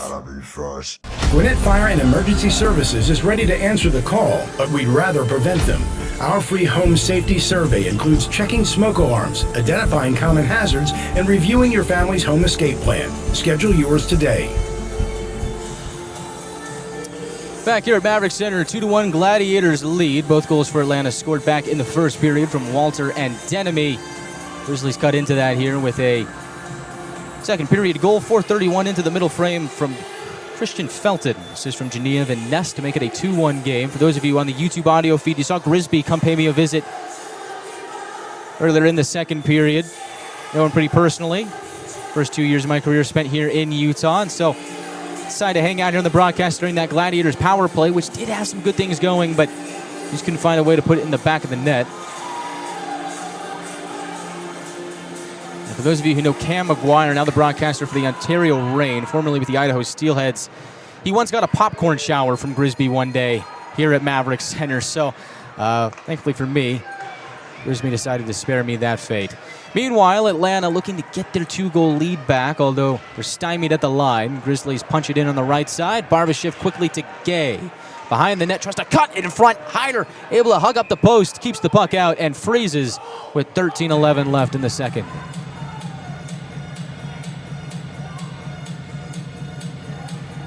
Yeah, Ethan Hyder putting together a great game here so far today. 12 saves on 13 shots to this point, and credit to the Grizzlies, they've done a good job of getting shots on goal and have become a little bit more creative with their approach here in the second period. As in the first, it looked like they were just trying to get anything they can on Hyder, but now Grizzlies trying to work the puck around a bit more smartly, and as a result of that, getting some more quality chances, and one of them they scored off of on the centering feed to Felton. Grizzlies able to thump the puck out to center. Matier picks it up on the left wing. Tried to shuffle it to Morgan at center circle. Getting in front of that was Manning. Pushes it left wing, back to the middle. Off the stick of Lebster and away from the goal mouth. Now behind the cage it is Matier. Dropping it for Conroy. Turns it over though, and a shot by Manning goes wide of Hyder. Gladiators have to do a better job of managing the puck here as the game goes on. Grizzlies tattooed off the end wall. Rattles to Matier. Gets dumped down by Genevieve. 5-5, able to take down big Jack Matier. Grizzlies have puck possession. Lebster. Over to Felton, who has the Grizzlies goal. Across to Manning, one-timer in front, deflects off a body and goes wide. Conroy took a spill in front of that play. Slow to get up, back up on his feet, hobbling. Conroy's going to try and make his way to the bench. Hopefully he'll be all right as Atlanta dumps it into Grizzly ice. I think that shot block hit him in the lower part of the skate. What about the ankle where there's not a lot of padding? Tough break for Conroy. Nick Nelson, the athletic trainer, will take a look at him on the bench.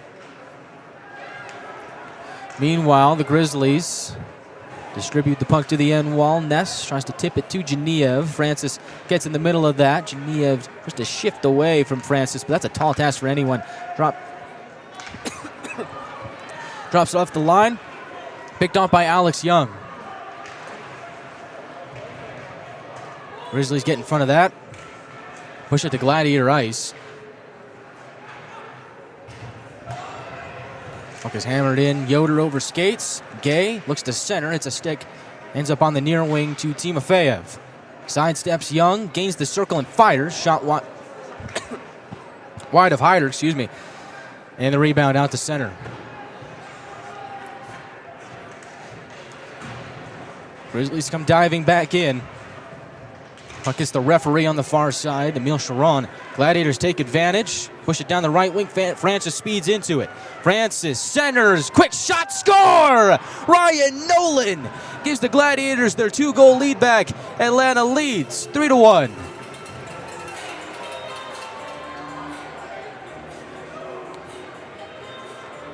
What a hustle there from that line. Ryan Francis would not be denied. Surged down the right wing, got in tight, and Ryan Nolan is there for the goal.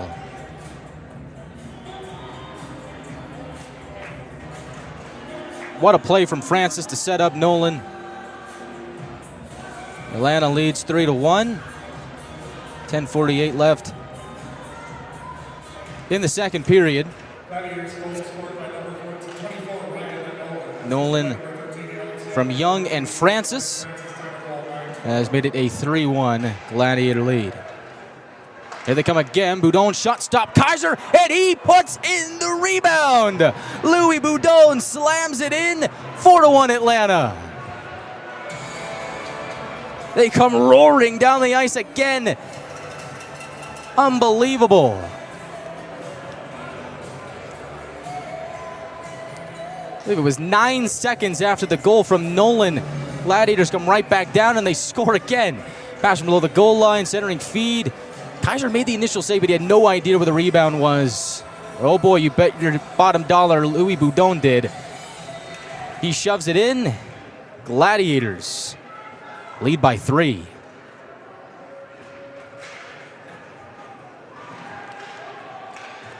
Atlanta goal scored by number 29, Louis Boudon. Assisted by 4 goals on 8 shots. Kaiser still between the pipes for Utah as Hyder makes a save of his own on his end.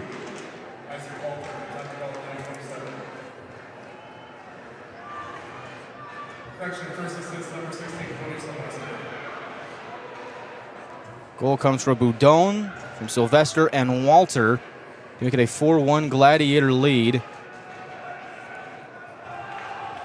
And it was actually 15 seconds between goals for the Gladiators. Conroy over to Mateer, drifting right, gets below the goal line, cuts in front, backdoor is Cipollone, can't punch it in, battle for it in the slot. Atlanta keeps possession. Denemy to Conroy. Good to see him back on the ice. He'll center away from Cipollone. Mateer keeps it alive at the right point. Across he goes to Denemy. He'll hold and shoot, looking for a tip back door. Cipollone whacking. Can he punch it in? No! They still jostle for it. Now the referee's lost sight of the puck. They blow the whistle, and chaos ensues. First bit of bad blood so far tonight.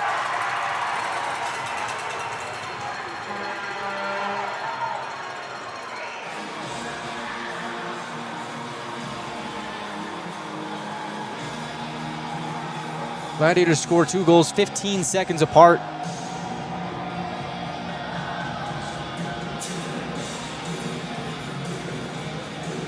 Go from a 2-1 lead to a 4-1 lead. Looking for goal number 5 here as we just approach the midway point of the game. 9:17 left in the second.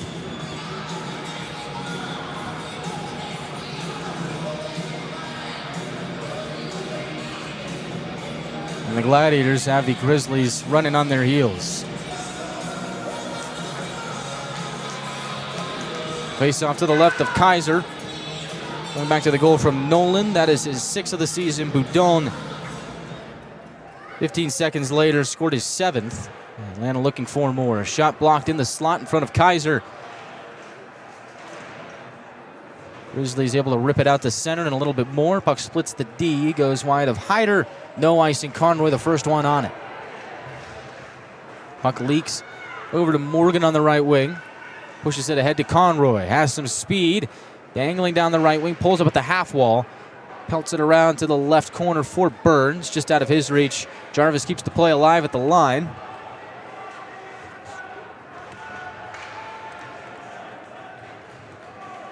And now the Grizzlies will possess. 8:33 left in the second period. Puck off the stick of Connors and into the near corner. Yoder locates Jarvis. Wants Francis in the neutral zone. He's tied up with Felton. No icing, though. Kaiser out to retrieve. Nolan pressuring. Forces a turnover on the right wing, but Grizzlies able to pump it back up ice. It's Timofeyev on the left wing. Pulls up, looks to center. Cut off by Jarvis. Great play there. He's able to clear out to center. Grizzlies tap it off the near wall. Timofeyev gets a hand on it. Able to locate Felton, who's the lone Grizzlies goal.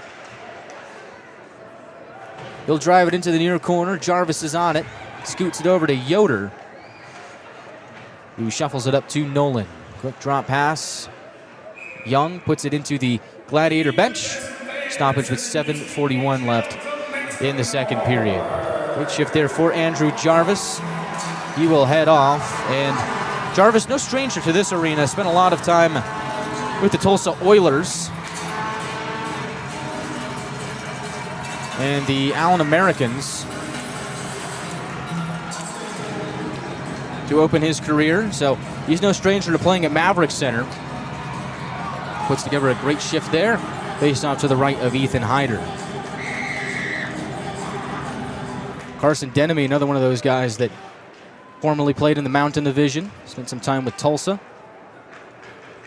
Nychuk chips it to the neutral zone, just had to reach for Walter, who was getting mobbed by Hanson Bukata. Over on the far wall, Boudon gets a touch on it, tried to chip it to Walter, but puck pinballs around. Let's keep it at the line. Boudon has it punched away by Lebster. Reed Lebster on the right wing, tries to get around Furiolo. Nychuk steps in, able to locate Sylvester, cross-ice feed, just over the stick of Walter. Have you seen the puck bounce around a little bit here today? It was unseasonably 60 degrees in the Salt Lake Valley. Very odd for early December. As Nychuk sidesteps to the left circle, off the skate of Sylvester in front, swept away by Kaiser. Now back out at center with 6:50 to go. Puck loose in front of the Gladiators bench. Sylvester wrestles it away from the wall, goes across. Nychuk tries to shoot, has his stick lifted by Felton. Puck over on the far corner. Cipollone is there. Lays it below the goal line to Denemy. Behind the back pass, ends up getting tipped away by the Grizzlies defenders. Conroy keeps it in at the left point. Dives down the wall, plunges to the corner, gets checked hard into the boards. That draws a penalty. Gladiators going back to the power play. Reed Lebster is going to take a seat, boarding the call. So the Gladiators will have a chance to add to their 3-goal lead. 6:23 left in the second period. Reed Lebster heads to the box, 2 minutes for boarding.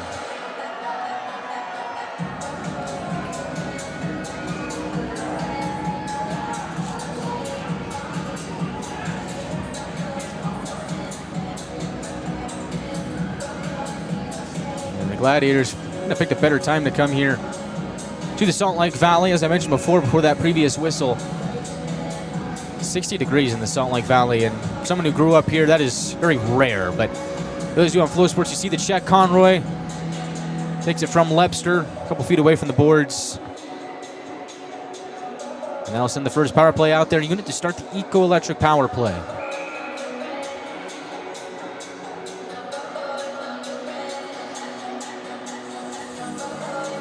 Boudon will take this. Well, looked like he was going to. Gets booted out of the dot, so Sylvester will take it. Up against Griffin Ness. Sylvester wins it cleanly, and a little too cleanly. Splits the D. And so, unfortunately, the Gladiators will have to start this power play from the deep end. Boudon streaks in on the left wing. Below the circle, goes around the net on his forehand, plays it to Sylvester, fumbles it at the line, and he can't keep it in. Forced back out to center. Nychuk will handle. He'll look up ice. Going to find a passing lane. Comes right down the middle and is forced to the outside from the left corner. Pinned up against the wall. Boudon in to help out. Atlanta possesses. They knock it up to the left point for Young. Goes cross ice for Sylvester. Has trouble handling it again, so just slides it to the opposite corner to Walter. And the next pass does not connect. Grizzlies step in and clear. And on comes the second unit. Here's a turnover in his nest. Drop pass. Nychuk makes up for his mistake. Sprawls out and gets it right back for the Gladiators. In front, Francis fires. It's blocked. And the second opportunity is pumped away from Francis by Weinstein. It's a clear for Utah. 46 seconds left on the penalty to Lebster.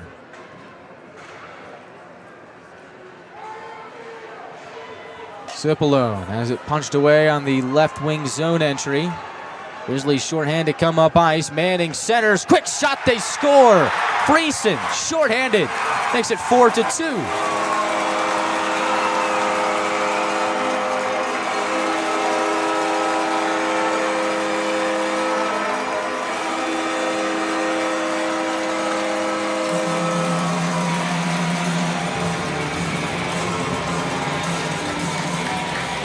Good play for the Grizzlies, and they didn't move very fast on that play. Manning able to kind of just slink his way down the near side wall, and saw Friesen getting close. Furiolo was the man in the middle, and Friesen able to get a piece of that puck and enough on it. Puts it to the back of the net for the shorthanded goal. Friesen has his third of the season, and it makes it a 4-2 game.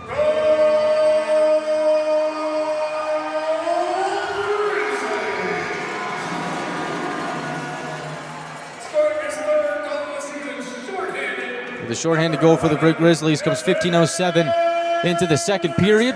Sylvester and the Gladiators still on the power play as Young fires wide of the goal. See the puck go out to center, and the penalty to Lebster just about up. Lebster out of the box. Back to even strength, so the Grizzlies not only kill off the penalty, but they get the shorthanded goal as well to make it a 2-goal game. Burns lines it in front. Young bodied off the puck at the last moment. Colby ends. Able to lift it to the line, kept in by Mateer. Whacks it into the near corner. Burns is there to retrieve. Settles it down. Finds Scardina. Cross ice. Mateer is there. Leaps to the right circle. Has it knocked away by Lebster. 2-on-1 up ice for Utah. Lebster across. Broke it up. Conroy and Morgan were there. Puck doinks off the helmet of Connors on the exit of the Gladiators zone. Now here's Burns feeding it right wing for Morgan. Takes it back into the return feed. Tried to sneak it in on Kaiser. Ends up hitting a body and going wide. And now with 3:30 left in the second period, the Grizzlies come back up ice again. And unfortunately, that shorthanded goal has given the Grizzlies some life. Delayed penalty here. Looks like it's going to be on Atlanta. As the Grizzlies work the puck around. Ness in tight backhand shot. It's blocked. Scardino will touch up. And so, after going unsuccessful on the power play and allowing a shorthanded goal, now Atlanta heads to the Beaver, Toyota, and Mazda penalty kill. And Utah has a chance to pull within one. Jarvis is headed to the box. We're headed to a timeout. 3:09 left in the second period. We are back to Maverik Center after this. Desserts are popping up on Crumble's menu.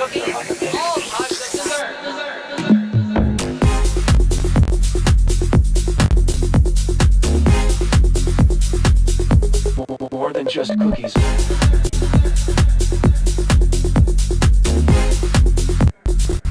The lineup changing weekly.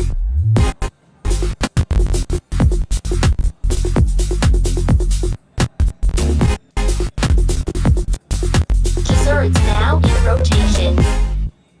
Kind of feels like everyone's trying to copy the $5 biggie bag. So how can you spot a knockoff? It won't taste like Wendy's. This job is easy.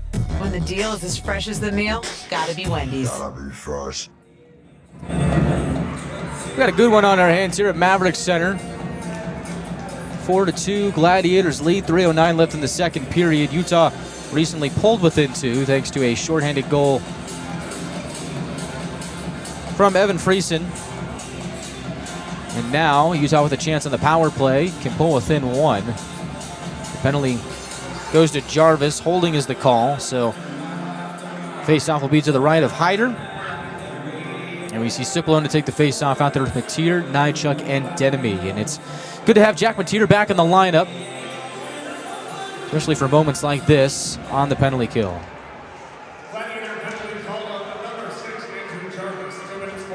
Gladiators strip the puck away at the end wall. Nychuk able to push it out to center. Grizzlies come diving back in.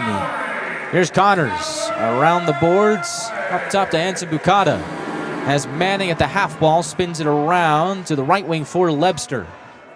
Continuing to creep on down. Plays it across. It's picked off by Nychuk. And he is able to clear. 30 seconds gone by on the penalty to Jarvis. Gladiators on the Beaver, Toyota, and Mazda penalty kill.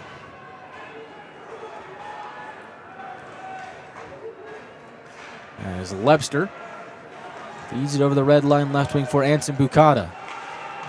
He'll angle it off the end wall to the right wing for Timofeyev. Pushes it back to Hansen Bukata at the left point. Lays it to the corner for Lebster. Now back to Hansen Bukata. At the right point, Timofeyev takes it in. Scrambles down to the goal line. Connects with Manning.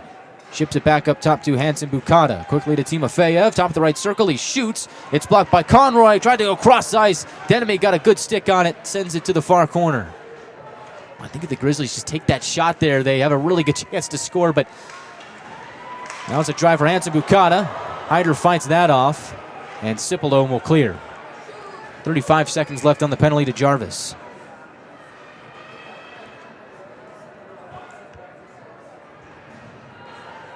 Grizzlies from the back end, trying to get something going here on the tail end of their power play.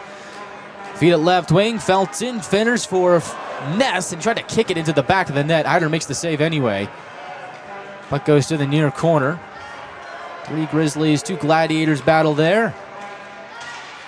Good work from Mateer. Puck pops up, simmers back down, and they continue to dig. Time drains off the penalty to Jarvis to the final 10 seconds. 1:15 left in the second period. Grizzlies out of the pile. Felton behind the net. Centers looking for Friesen. Able to break it up was Boudon. Grizzlies push it to the near side. Out of the box is Jarvis. He rejoins the play and flags down a centering feed for Friesen. And will skate it out of his own zone.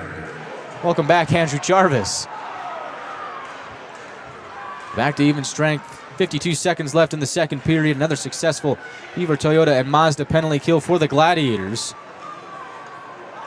As Conroy from neutral ice tried to pelt the puck in, ends up coming back to number 8. A little twist away from him was Geniev, and here he goes. Right wing shot off the glove of Hyder. Rebound in play. Francis able to skate it out of danger, and now he goes up ice. Ryan Francis tries to dangle, boxed away by Weinstein. 21 seconds left in the period. Now the Grizzlies will take their chances again. Dump it in deep. Gay with the reverse hit, able to evade Furiolo. Net behind Hyder comes off. Grizzlies center, and now they do blow the play dead with 11 seconds left in the period.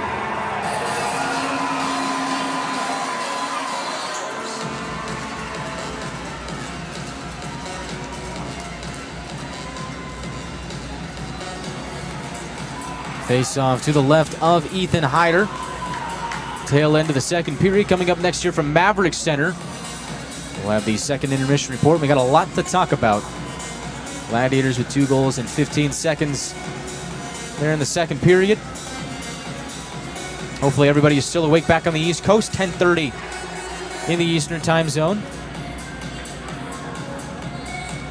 Look ahead to the third period. And a whole lot more. A shot by Gay, fought off by Hyder. Weinstein looks to center, pinballs over to the near corner. 3 seconds left. Nolan's just going to pin it up. And the Atlanta Gladiators will take a 4-2 lead into the locker room to start the third period. That's the end of the second period. Your score, Utah Grizzlies 2. And Gladiators 4. So at the end of 2 periods of play, Atlanta 4, Utah 2. Gladiators with a healthy dose of offense here tonight. We'll talk all about it on the other side of the break. So far, sleepiness, jet lag, altitude, none of it a factor for the Gladiators. They have been sensational so far here tonight, offensively and defensively. We'll talk about it in the second intermission report. We'll also take a look at what's to come in the third period. Out-of-town scoreboard. See what the Milwaukee Admirals were up to here today, taking on the Grand Rapids Griffins. And a whole lot more. And, of course, a chat check in the second intermission as well. I want to hear from you guys. If you're still awake, tell me your thoughts on tonight's game. It's been a fun one from the Rockies. We're back after this on the Gladiators Broadcast Network.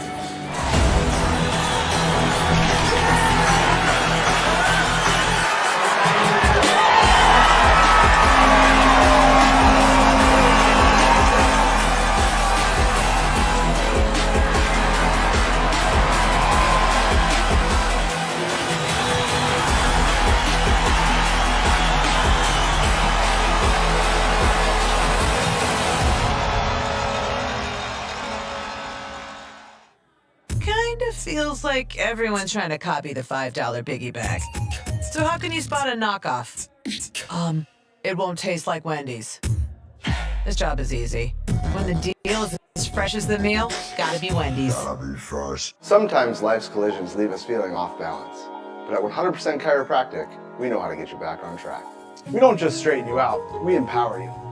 We educate you on how to get to the root cause and give you a play-by-play strategy on how to get you back to 100%. We even use lasers. Lasers! Our $49 first experience includes a complete set of comprehensive chiropractic x-rays, a fit 3D scan, and your first life-changing adjustment. Visit us and break the ice. Discover the power of chiropractic care at 100%.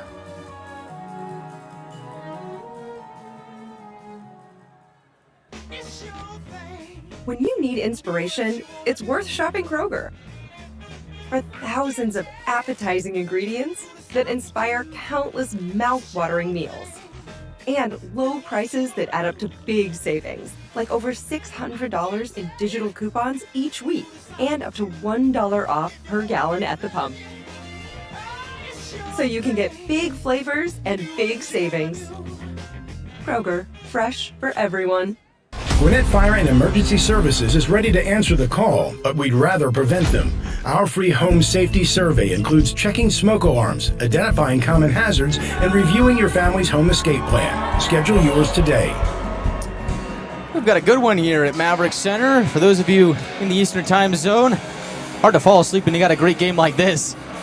Thank you to everybody who is still tuned in here on the Gladiators Broadcast Network. Should be an exciting third period. Gladiators are up 4-2 after 2 periods of play. This game has had no shortage of action or fun. And this Maverik Center crowd has treated to a good one so far here today, as the Gladiators start their first game with a 3-game set with a goal in the opening minute. So that's back-to-back games for the Gladiators with a goal in the opening minute of the game. Isaac Walter scores 59 seconds in from Louis Boudon, and Atlanta took an early 1-0 lead. There's no quit in Isaac Walter, and really no quit in Louis Boudon either. Boudon gets it to Walter. Walter takes the initial shot that gets blocked, finds the rebound. I don't think that Kaiser saw it. Walter had it back, and he ends up putting it in the back of the net for his 8th goal this season to make it a 1-0 Gladiator lead, and they doubled down on that late in the first period. A little over 3 minutes left. 3:41 to be exact. Carson Denemy scores from Kalen Lind and Joey Cipollone, and that was the first of many times that we're going to see that pass to the slot from below the goal line, and Kalen Lind executes it perfectly to start, finds Denemy in front. Gladiators take a 2-0 lead to the locker room after 20 minutes of play. Kalen Lind with the assist extends his point streak to 4 straight games, 2 goals and 3 assists in that span. Lind playing some of the best hockey of his professional career, and it really felt like for Kalen Lind that once he got comfortable, once they were finally able to get him going, and he felt like he was comfortable playing in this pro atmosphere. Again, he is a first-year pro. But like once they were able to get him going and get him into his groove, he was going to be lethal. Oh, there you go. Kalen Lind really hitting his stride. Former second-round draft pick of the Nashville Predators is balling out as of late. So you go to the second period. Gladiators up by 2. The Grizzlies do respond 4:31 into the second period.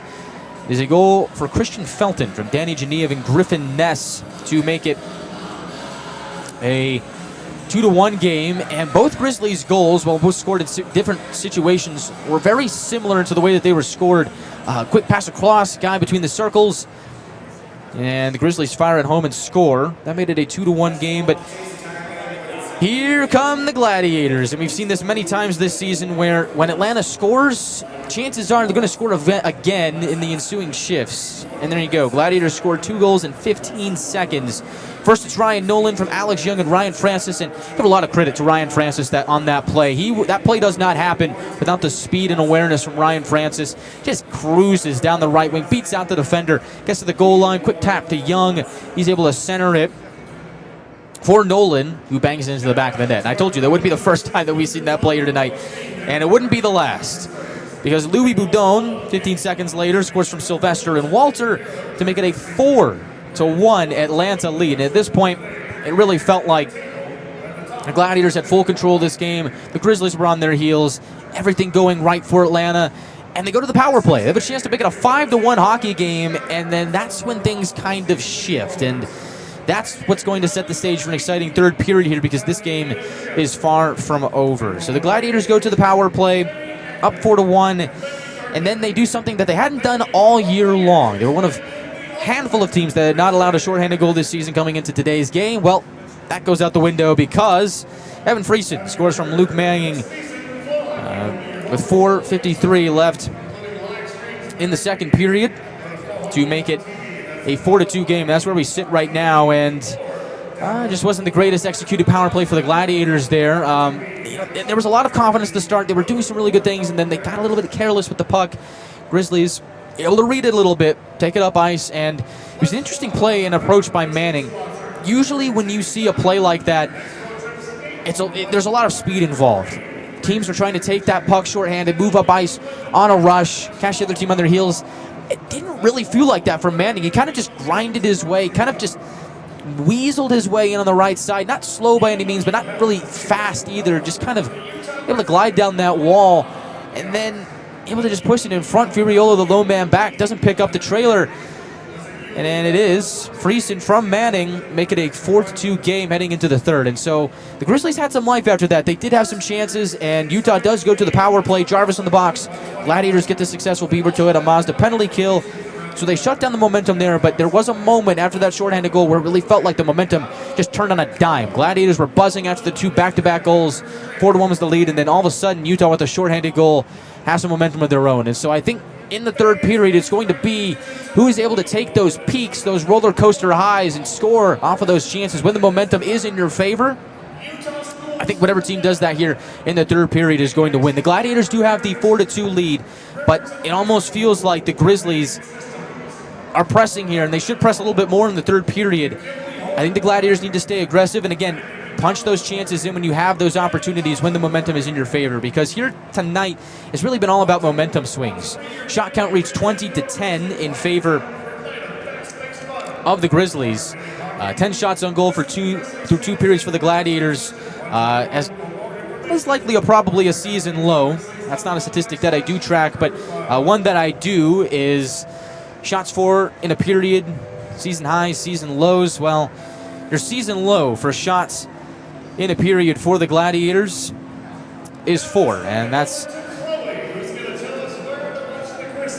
what the Gladiators had in the first period. Second period, not much better, 6. Grizzlies had 8 shots in the first period, 12 shots in the second period. That's how you get to that 12-10 Grizzlies lead in the shot count. And so this third period is going to be a bit interesting. I really feel like for Atlanta here in the third, they've done some really good things defensively. Shorthanded goal was a breakdown. The other goal was scored on a 4-on-2 rush up ice, but otherwise Atlanta's done what they've done all season long, kept things to the perimeter, made sure that their goalie could see the puck all the way through, and they backed that up offensively as well. But again, it really feels like here in the third period, it's going to be about momentum. The Gladiators can't give the Grizzlies any of that, and if they do, it's going to be about who's able to capitalize when you get those momentum highs. We're back with the advanced statistics here in the second period. So for Utah, 1 chance on the power play in the second period. Atlanta 2. Atlanta does not.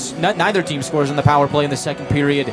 The Gladiators, who surrendered that shorthanded goal. Grizzlies are credited with 7 scoring chances. Gladiators with 4. Atlanta still winning that faceoff battle though, 9-7.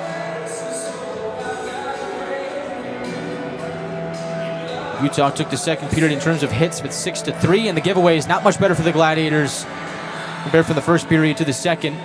Up to 7 turnovers in the second period. And so we'll say it at the end of the first period. We'll say it again here today at the end of the second. Gladiators need to manage the puck a little bit better. That was one of the keys to the game presented by Beaver Toyota and Mazda with head coach Matt Ginn, was to manage the puck.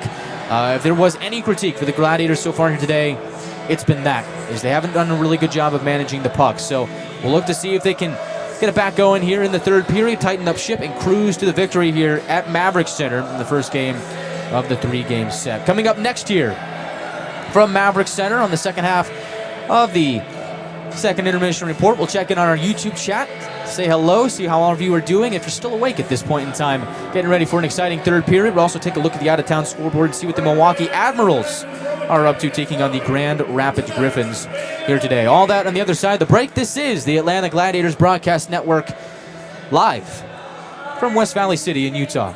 We're back after this. Tonight's game is brought to you by the ECHL, celebrating its 38th season of affordable family entertainment. The ECHL would like to thank everyone in attendance for your support of ECHL hockey.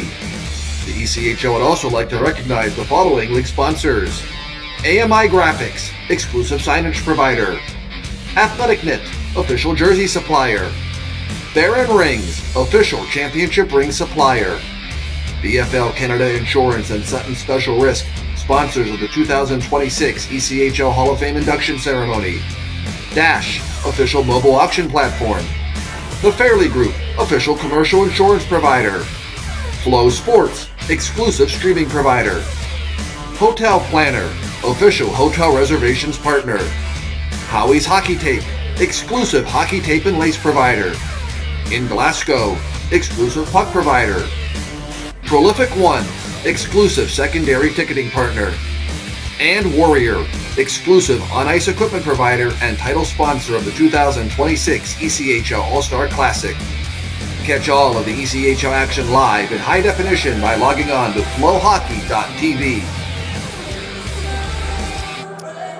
Welcome back to Maverik Center. We are getting set for the third period of action between the Gladiators and the Grizzlies.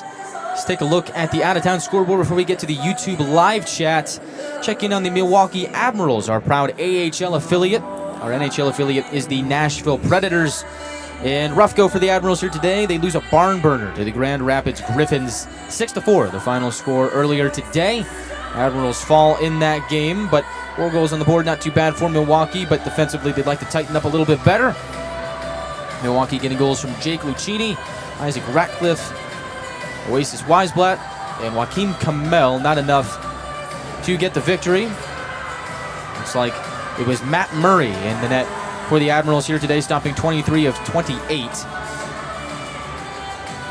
in the loss to Grand Rapids. So see if the Admirals can bounce back and are back in action when we are back in action on Friday night.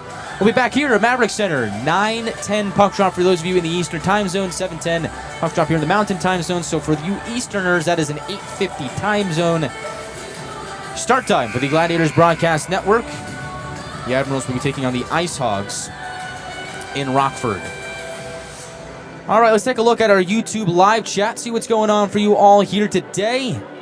Good to see everybody here on a Wednesday night, late at night, approaching 11 o'clock back at home, 10:46 to be exact. So big props to all of you who have somehow stayed awake, and this game probably helping that, as it's tough to fall asleep when you got a good game like this.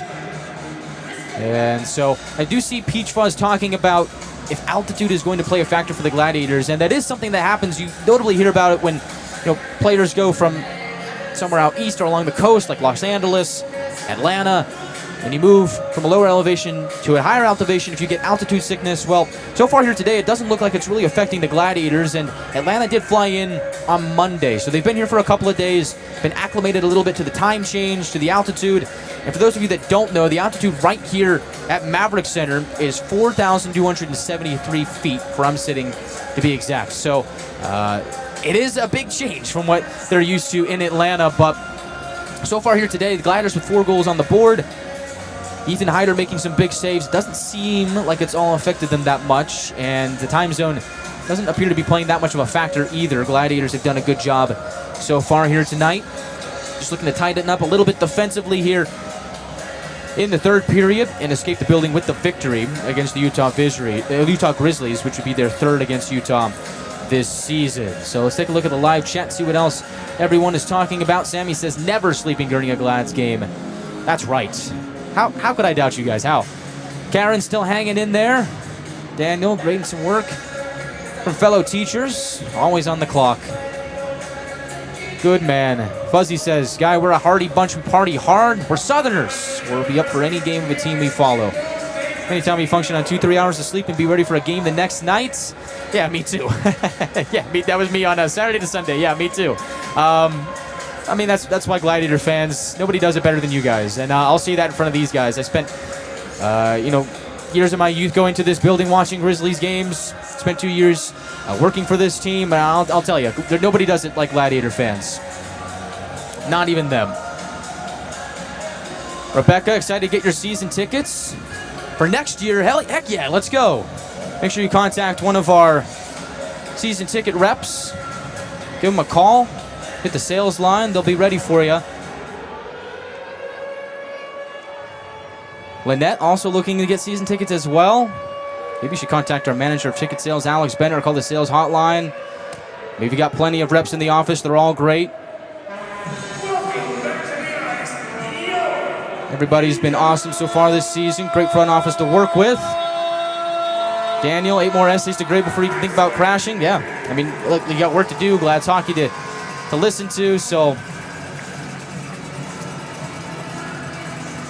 David asks, what does that man keep bringing you? So that man that keeps coming over and handing me these slips of paper, that is Roger. That is one of the off-ice officials here in Utah. I've known Roger for a number of years. And now that I'm on this side of press row, I get one of these for my own. So I talk about the advanced statistics. This is it. So every time a goal is scored, or at the end of a period, I get a summary. And a penalty occurs, I get a summary of what just happened, that I then read off to you. It's a bit quicker than watching it and waiting for it to roll in on the ECHL app, so a little bit of a perk here on Press Row. So they're not secrets. I do share those secrets with you. And it's the ebbs and flows of the game up here at Press Row. Peach Fuzz asks, Sky, did you get to see your family? I did. I was very happy to see my family. Good to see my parents, my mom, my dad. My mom's actually here in the building. I was thinking of bringing her on in the second intermission, but I think she left to go get some concessions. So, but my family will be here this weekend, Friday, Saturday. Very happy to see them all. My 2 dogs are happy to see me as well. They were jumping for joy, jumping over the moon. Good to see my 2 sisters. Got to see my sister's basketball game on Monday. She balled out, had an awesome performance. It's been a great time. Good to be back here in Utah, and very fortunate to the organization. Very thankful to be on this trip, covering this game for you from Maverik Center. And make sure you stay tuned on our social media platforms. I've been vlogging. I've been doing some things here on the road, and I got a couple of tricks up my sleeves as well. I mean, this is my old stomping ground, so I'd like to share that with all of you. So make sure you stay tuned. Follow us on social media and check all that out. So good to see you guys on the chat check. We are set for the third period here from Maverik Center. Gladiators up by a pair, 4-2, entering the third period of play. Gladiators wearing their alternate jerseys, black jerseys with blue trim, white numbers. Very sharp look. Get those at the team store. Go to AtlantaGladiators.com as well. Escape from left to right. Grizzlies wearing white jerseys with black numbers and professional green trim. Skating from right to left. Lions take it off the opening draw. In comes Nychuk, shuffling to the right wing. Gets crunched by Weinstein, but not before he paddles the puck down into the near corner. There's spar for it there. Puck leaks up top, back to Nychuk. Takes a shot from there off the stick of Geniev. Loose to Manning. Make that Timofeyev gets it to the neutral zone, and the Grizzlies are on the run. Ness on the left wing. Dangles to the circle. Francis gets to him on the back check. Great hustle there. And they will spar for it in the corner. And out of that pile comes Francis. Loses it to Geniev. Turns and spins. Puts a shot towards the goal. Hits a skate and goes wide. And now in the far corner, Furiolo batting at it. Not once but twice. Humps it along to the point. And muscling out to center is Young. Grizzlies will repossess.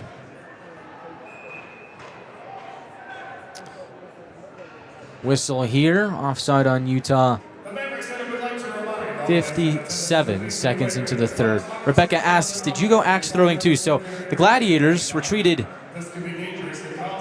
to a night of axe throwing last night. Whole team went axe throwing, and safe to say that the Gladiators, while they're very good on the ice, pretty good at axe throwing too. And I did got some pictures that some of you can see on our social media platforms. And yeah, the Gladiators were really good at axe throwing. Me, not so much. I think I hit the target once or twice throughout the entire night. We were there for about a couple hours, and safe to say that I'm not the professional athlete. Who would have guessed? The Gladiators had a great time. As Boudon lifts it into the attacking zone, gloved down by Hansen Bukata. Goes cross ice. Down to the right circle. Gay in tight. Tries to slam it in. Hyder able to hug the post again and keep it out. Seen that play a couple times from Utah tonight. Now it's Walter running in. Cuts in tight. He scores! Isaac Walter has his second of the night. And Atlanta makes it 5-2. And Walter took a hard check into the boards after scoring that goal. And he is slow to get up. And fortunately still on his backside. And now they're going to call for Nick Nelson, the athletic trainer, and there is some concern for Isaac Walter.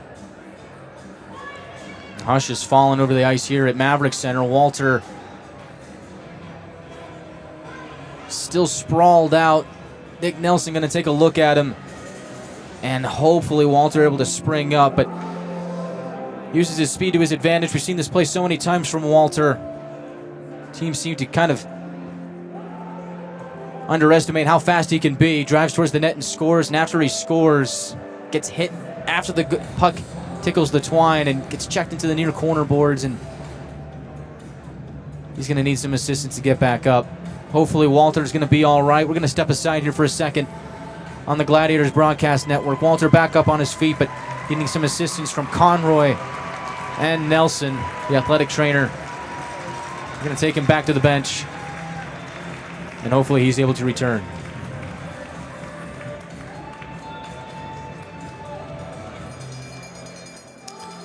And actually, we will keep it here. Isaac Walter, been so sensational for the Gladiators here in his rookie season. Now with that goal, up to 9 on the season. Scored number 8, 59 seconds into the game.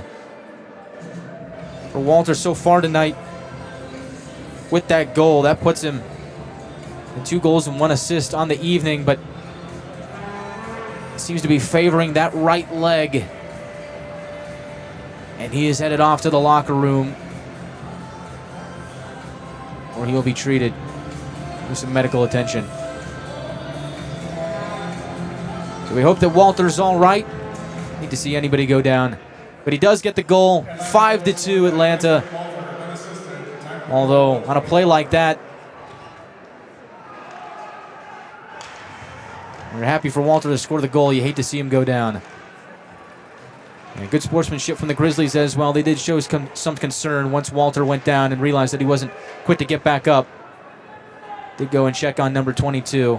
So hopefully the Swede is all right. We are back to live action. Utah slams it in. Behind the net, Conroy spins away from the forecheck of Manning. Drifting down the right wing, hacks it off the wall to Denemy. Centering feed broken up by Lebster. He gets checked by Kalen Lind. 3-on-1 up ice for Atlanta. Denemy to sip alone, and the puck just rolls off his stick. Couldn't get a shot away. Let's keep it in. Yoder at the line, takes a shot, pinballs in front, wide of Kaiser. Remains in the game. The backup is Dylan Wells, who the Gladiators saw on opening weekend at Gas South Arena. But Kaiser, after allowing 5 goals and 11 shots, is still in there. Cipolone checked off the puck at the line. Grizzlies push it up, 1-on-1. Lebster against Jarvis. Yoder able to get back, as it was a slow approach from Reed Lebster. And now Atlanta able to whip it back into Grizzly territory. And try and get something started here. Grizzlies put an end to that. Scoot it to the right wing. Crashing into the end wall is Jarvis, taking a check from Friesen, who was a shorthanded goal here today. Morgan tries to reel it in on the near wall and gets plastered by Hansen Bukata. Morgan springs back up, centering feed. Friesen's shot absorbed by Hyder. Clock stops. 3:08 into the third.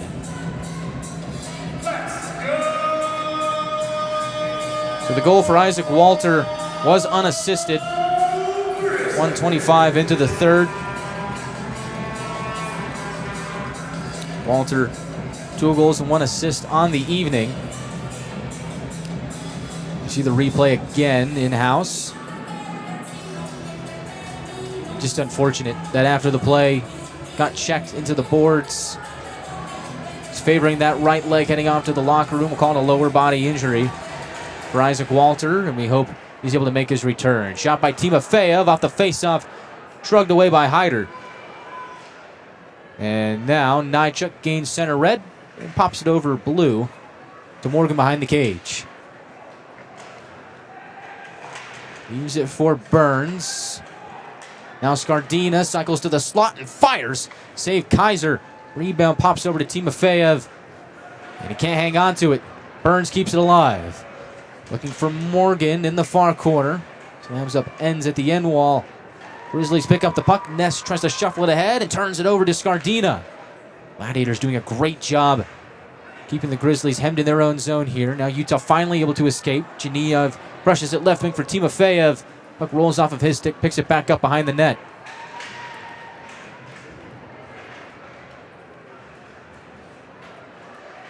Centering feed for Geniev, broken up by Firiolo. Plays it to the neutral zone. Nolan is there. And now we get a whistle with 15:50 left in the third. So for those of you wondering why there was no penalty for the hit on Walter, it's because it was a continuation of the sequence that led to the goal. So you had 2 guys driving towards the net. Walter, one of them ends up putting the puck in the back of the net for the goal, and then the momentum with the 2 carries Walter into getting checked into the corner wall. It was not intentional. I'll throw that out there. I don't believe that it was intentional, that hit on Walter. I think it was just a continuation of the play, sends him into the corner, and an unfortunate sequence of events. That's my interpretation of why that there would be no penalty on that hit that led to Walter's injury. But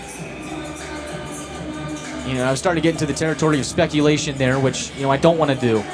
But that would have to be my guess as to why there was no penalty on a play like that.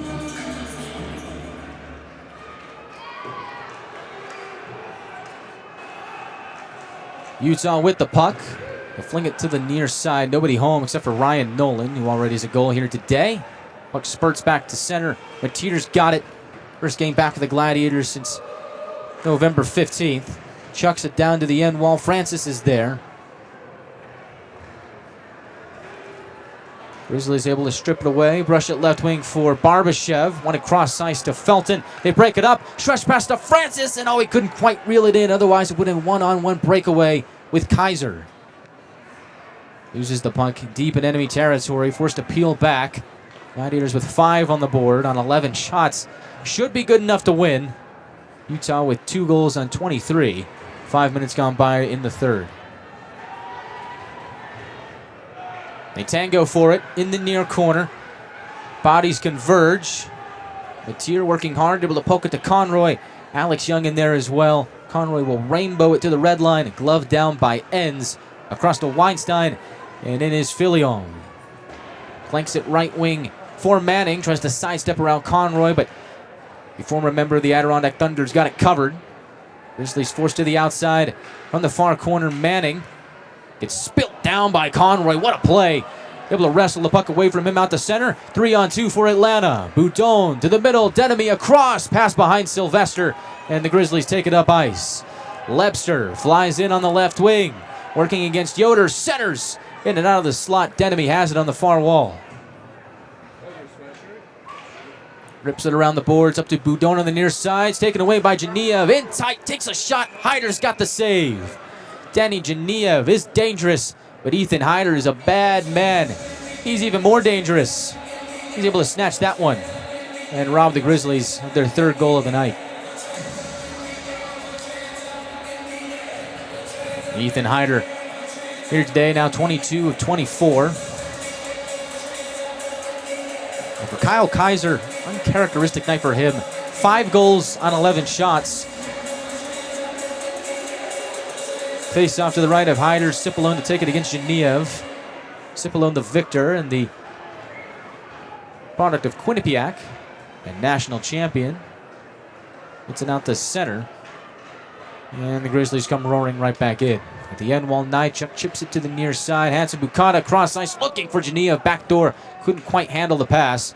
Speeds back into it. Tries to evade Furiolo. Knifes it behind the cage over the stick of Ness. And Nychuk will clear it to the neutral zone. Felton working against Lind. Turnover in front, and Cipollone just puts it wide. Great hustle from Lind to create the turnover. Furiolo at the left point. Surveys, puts it in front. Save made by Kaiser. Rebound to Morgan. Backhands it to Cipollone. Looked to center behind the back, but nobody was there. Gets broken up anyway. And the Grizzlies maneuver to the left wing. Geniev still out there. Tries to sidestep away from Anthony Furiolo. He makes the defensive stand. Atlanta goes up ice. Morgan gets decked on the near wall. Springs back up. That draws a penalty. 12:52 left in the third period. And it looks like going to the box is Stepan Timofeyev. And our referee here tonight is Emil Sharon, a name that we are actually very well familiar with. He makes the call. Timofeyev to the box, timeout on the ice. And we come back here to Maverik Center. Gladiators to the Eco-Electric power play with 12:52 left in the third.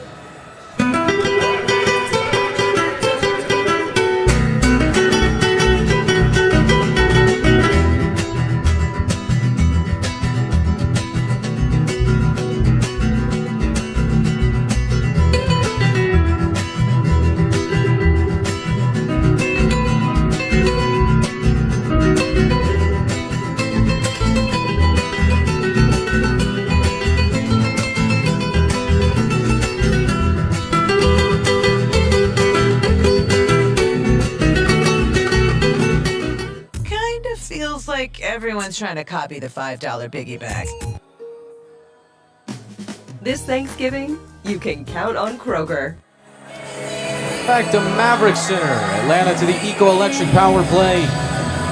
That is the one thing the Gladiators have not done here tonight, is score a power play goal. Still some time to change that. 12:52 left in the third period. Atlanta leads 5-2. And Isaac Walter still has not returned to the game, so Joey Cipollo now on the first unit for Atlanta. Face off to the right of Kaiser. Walter scored the most recent goal for the Gladiators. 2 goals, 1 assist tonight for Walter, but unfortunately he has not returned. And you do see him on the bench, so he might make a return. We'll see. He's not out there to start the power play. Sylvester, top of the right circle, plays it up top to Nychuk. Back to Sylvester, right circle. Now Nychuk puts it in front, rebound to Boudon, and he just fires wide on the near side. Cipollo continues to push the puck around to the left point for Young. Finds Boudon, top of the circle. And Sylvester quickly back to Young. Back up top, Sylvester controls. The captain scans the ice, leaves it softly for Nychuk. Calls for it, right circle, back across. Young tries to sidestep, toe drag, doesn't work out. Nychuk keeps it in at the line. Only for a moment though, Utah able to take it and slam it down the length of the ice for a clear. So interesting, Walter back up on his feet, back up near the Gladiators bench. But he's not sitting down, and he's not on the power play either. But it is a good sign for number 22. It looked like a tough play after the goal. Hopefully he is able to return to today's game, or at least if not today, sometime on the weekend slate on Friday or Saturday. You're going to see Walter still in full gear as well, as Walter with a 3-point game here tonight. It is his third 3-point game of the season. In fact, when Isaac Walter has a multi-point game, he usually doesn't get 2, he gets 3. 3 multi-point games this season for Walter, 3 3-point games. Nychuk brushes it up to Young. Skates over center circle, tries to flip it left side to Sylvester. Ends up getting picked off by Lebster. 50 seconds left on the Gladiators power play. Felton comes in shorthanded. Nychuk strips it away from him. Off the wall, Nolan takes it in. Offside on Atlanta.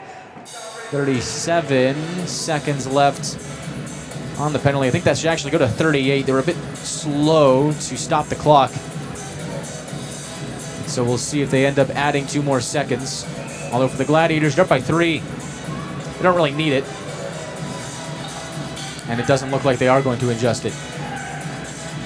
Atlanta's still in the power play. Second unit comes out. Francis, Lind, Burns, Furiolo, and Nolan. As Atlanta drives the puck in, and the Grizzlies harshly thump it all the way down to Hyder for a clear. Now Nolan on the right wing. Slides it up to Lind over the line. Dishes it to the middle. Nolan flags it down. Pelts it to the left point for Furiolo. He'll shoot wide of Kaiser. Rebound to Nolan in the near corner. Has space and time. Exchanges with Lind. At the half wall, back up top has Nolan. Penalty set to expire. Lind backdoor, goes cross ice. Francis reels it in, but the penalty has expired. Grizzlies spit it through center one last time. Hyder out to play it. 10:38 left in the third. Here is Nolan moving through center ice. Drifting to the right wing, able to cut around the net. Looks to center, gets checked off the puck at the end wall. Francis streaking in, trying to keep puck possession for Atlanta. The Grizzlies are able to knock it through the neutral zone. Mateer catches up to it in his own end. Hard on the forecheck is Gay for Utah. Able to steal it away from Mateer, spinning on the near wall. Pushes it to the line. Salem across, wants Felton and's got him. Able to slink away from Morgan. And on his backhand, shift to his forehand at the point. Fire a shot. A pad save by Hyder. Rebound to the far corner. Conroy's got it. Floats it to the neutral zone. Glove down by Salem. 9:50 left in the third. Atlanta regains possession. Conroy off the stick of Denemy. On goal to Kaiser. Heaves it to the left wing. Barbashev, quick touch pass to Connors. Angles it off the wall. Fillion looks to center. Glances off the stick of Yoder and away from danger. Yoder gets it back, finds Nolan in the high slot. Gladiators push it to the outside. Scardina gets off for a line change. Grizzlies pick the puck up back. Manning on the left wing takes a shot, blocked by Yoder. He's able to find Nolan for the rebound, and moving up ice is Alex Young. Dancing to his right, checked away from the puck by Weinstein. Ends with possession, flings it to the neutral zone. Manning hurdles to the left wing. On his backhand, knifes it up, two-hands to Bukata. Shot is blocked by Nolan. Rebound comes to Manning. His stick is lifted out of his hands. He wants a penalty, and he's got one. Delayed penalty on Atlanta. Kaiser to the bench. Grizzlies with possession. Filion has a trailer, fresh off the bench. Nessa cross, one-timer by Geniev. Turned away by Hyder. Grizzlies keep possession. Delayed penalty on Atlanta. Lebster up top. Anson Bukata shoots away from Hyder. Grizzlies have the rebound. Atlanta tiring out here on their heels. Anson Bukata from the line goes across. One-timer from Felton. Pinballs to the slot. Francis able to touch up. And the Grizzlies are headed to the power play with 8:21 left in the third. Atlanta back to the Beaver Toyota and Mazda penalty kill for the third time tonight.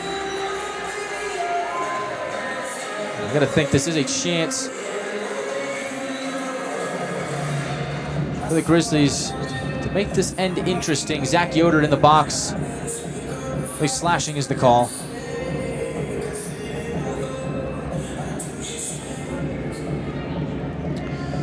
Face off to the right of Hyder.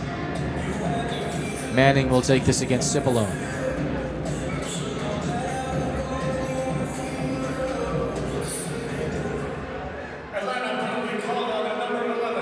Anson Bukata, cross ice to Lebster from the circle, just behind the net, and plugs it to the left point for Anson Bukata. Return to Lebster, although he is shaken down by Mateer. He'll dump the puck down for a Gladiators clear.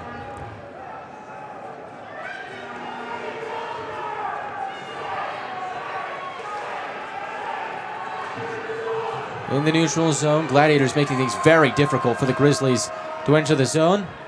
They finally solved that puzzle. Timofeyev cross ice for a shot, save. Hyder. Jarvis able to clean up in front. Pushes it to the outside. Now at the line, cross ice, left circle shot from Timofeyev. He's robbed by Hyder. He'll free us with 1:14 left on the penalty to Yoder.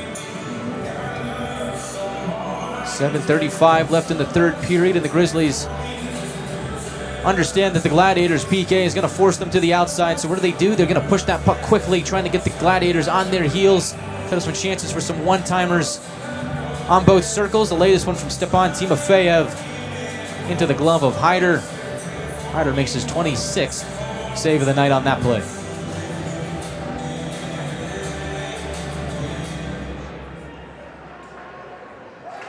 Salem at the line off a Grizzlies face-off victory. Finds Felton in the near corner. Able to dish it down behind the net to Ness. Helps the puck on its way to the right wing wall. They chip it to the line. Cross ice. One-timer Felton. Blocked by Conroy. That one stung him a little bit. Puck stays alive. At the right point, Geniev. Push to the half wall by Boudon. Chips it to the end wall. Centering feed. Pinballs around. Up to the right point. Salem keeps it in. Rushing it to his right, Geniev. There's to feather it to the slot. Goes off a stick and away from danger. 30 seconds left on the penalty to Yoder as Atlanta gets another clear.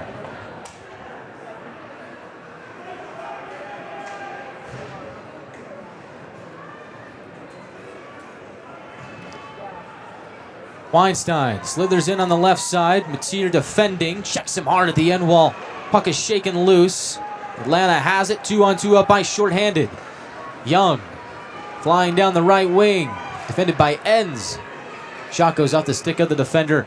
Out of play. Penalty expires. Yoder is released from his sentence. That's another successful Beaver, Toyota, and Mazda penalty kill. 6:21 left in the third. And some fans here at Maverik Center have already made their way to the exits. likely getting ready for Friday night's game, which will be the next broadcast of Gladiators hockey. Second game of the 3-game set from here at Maverik Center. Gladiators trying to get the win here and take control of the season series. 5 games between these two this season. First 2 went to Atlanta. So if Atlanta wins here today, they will win the season series. But doesn't mean we won't have some fun Friday night or Saturday night as well. Make sure you're with us here. 9:10 puck drop, 8:50 pregame show in the Eastern time zone as Nolan directs a shot wide of Kaiser. As Lebster tried to muscle towards the net, Furiolo able to push him away, and it looks like there's going to be a penalty here on that defensive stand from Furiolo. So fresh off the penalty kill that was successful. Get to do it again. A little bit of deja vu. Furiolo in the box. Interference the call. And back down we go to the Beaver Toyota and Mazda penalty kill. And what's interesting enough about the way this game has played out, Atlanta 5 goals on 13 shots. And Kyle Kaiser's still in there. He was the starting netminder for Utah here today. So the Grizzlies were dealing with some illnesses entering the night. That's why they've dressed 11 forwards, 5 defensemen. And you got to wonder about the condition of Dylan Wells, who is the backup. Pretty odd that the Grizzlies have left Kaiser in here throughout the whole game.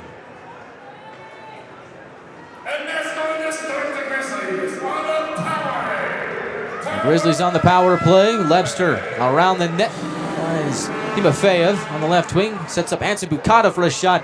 That goes wide. Back to Timofeyev on the near wall, stripped by Mateer.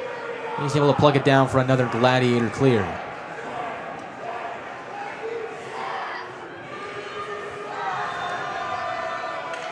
Manning on the left wing gains the red line. Sent to the corner, able to swipe it over to the right side. Connors off the wall, up to the line. Anson Bukata continues to rotate the puck. Takes it back in at the line. Chip shot to Timofeyev. Broken up by Scardina. Grizzlies hang on. Lebster right wing. Back up top. Anson Bukata sets up a one-timer from Connors. And Hyder eats that one up for a late dinner. 5:03 left in the third.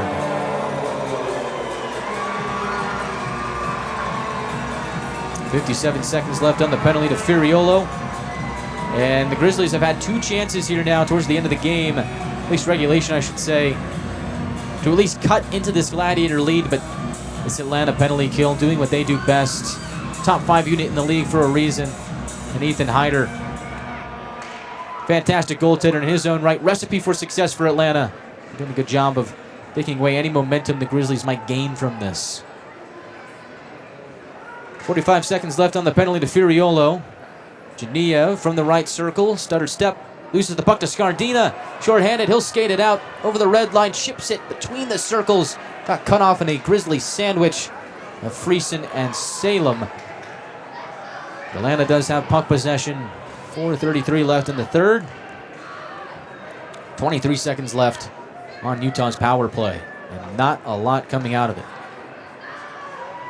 Ness over the red line, pulls up at the Gladiator blue line, leaves it for Geniev on a slingshot move. Ends up throwing a pass to no one.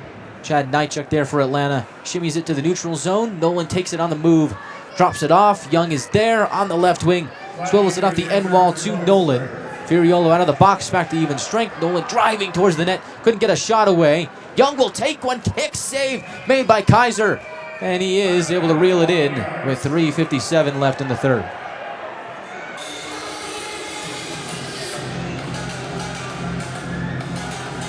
We're into the waning moments of this one. Gladiators with a healthy 5-2 lead. Look to close this one out with 3:57 left in the third when we come back to Utah on the other side of the break. This Thanksgiving, you can count on Kroger. You get up high quality and down low prices. Up high quality with our exclusive brands and down low prices on all your Thanksgiving needs. Because at Kroger, quality and low prices always come together. Kroger, fresh for everyone. Well, great news to see back here at Maverik Center. Isaac Walter during the timeout on the ice. And it looks like he is going to rejoin the game. Back out there with his line mates, Sylvester and Boudon. Very, very pleasant sight to see Isaac Walter back up after,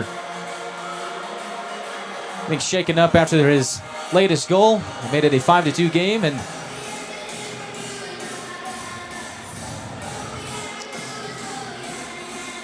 Gladiators looking to close this one out. For those of you wondering, Atlanta with 14 shots on the board to the Grizzlies 29. The season low for shots in a game for the Gladiators this year, 24 in the 5-3 win at Orlando on October 23rd. So, barring a quick flurry here to end this game, the Glats are set to shatter that record in this game. But hey, as long as they win, who really cares? Doesn't matter how you do it. Just matters if you get the 2 points. And it has been a great taste so far for 2 points for the Gladiators. Here's a steal. Walter to Sylvester on the right circle. Captain peels back, puts it in front of the net. Wide of Boudon, who was looking for the tip-in. Shot in front, blocked this time by Enns. Drifting towards his right, able to push it to the neutral zone. Turns it over to Jarvis. 3:30 to go.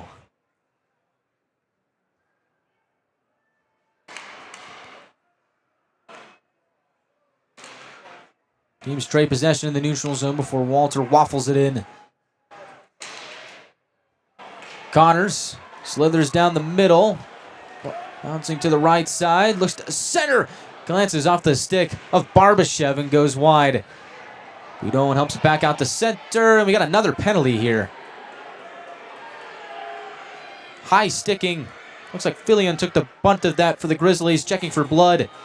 And Louis Boudon is going to take a seat. The Gladiators getting some penalty trouble here towards the end of regulation. They're going to look at Fillion, see if he's leaking any blood. Doesn't appear to be so, and so 2 minutes on the board to Boudon. Gladiators back to the Beaver Toyota and Mazda penalty kill. Oh, I don't know. Get a good look at it here in-house. And Boudon's stick definitely catches him.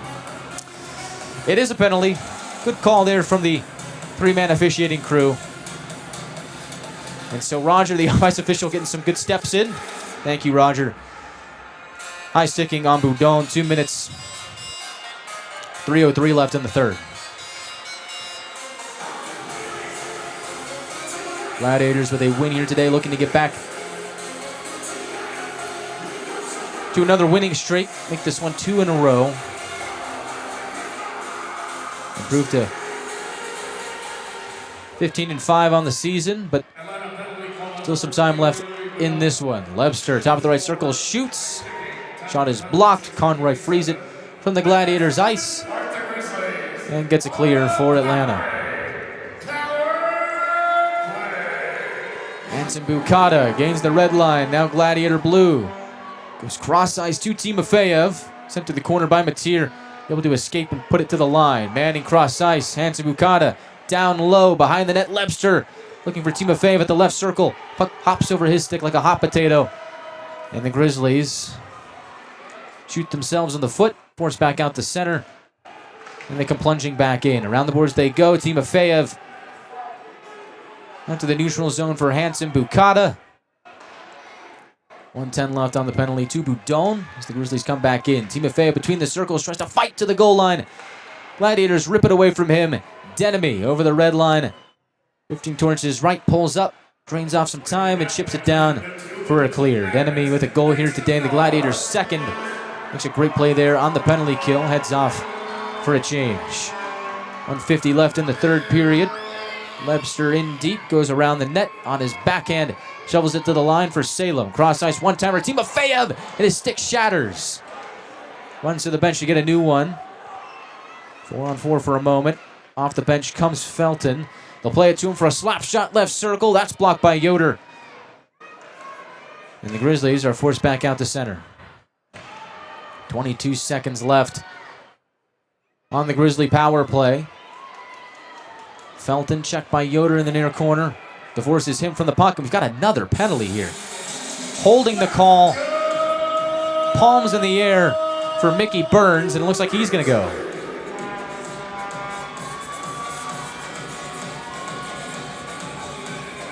So more work for Roger, the off-ice official. Going to share some more secrets. Holding call on Zach Yoder. 5-on-3 for the Grizzlies for 12 seconds.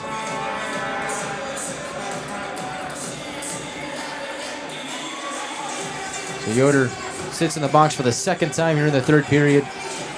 Although this time he's got some company. Boudon's still in there for the next 12. So it's a 5-on-3 power play for the Grizzlies. I gotta think this is a set play here if they can win this faceoff on the far circle. And actually change it to interference on Yoder rather than holding. The referee said holding. Roger tells me interference. Either way, it's another penalty on the Gladiators. They just keep piling up. 75 seconds left in regulation. Grizzlies win the face-off. One-timer. Felton blocked by Mateer. Puck behind the net. Felton on the forehand. Looks to center. He's got Ness. Dishes it to the wall.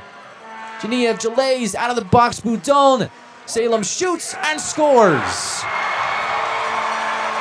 So the Grizzlies get a power play goal. 5-on-4 to make it 5-3.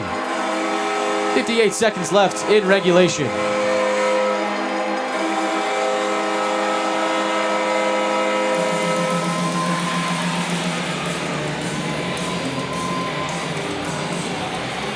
For a moment, the Grizzlies seem to be just delaying a bit too much, but they fooled everyone. Salem, with Boudon rushing back into the play after being released from his sentence, fires it into the back of the net from the high slot. And I'm not sure if Friesen tips that in front or if it hit the stick of Cipollone, but either way, ends up in the back of the net. And the Grizzlies make it a 2-goal game at 5-3. And it is a power play goal for the Grizzlies.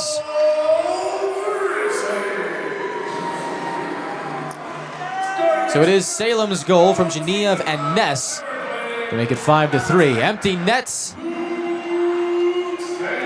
And they score. Gladiators bury it. Francis gets the goal.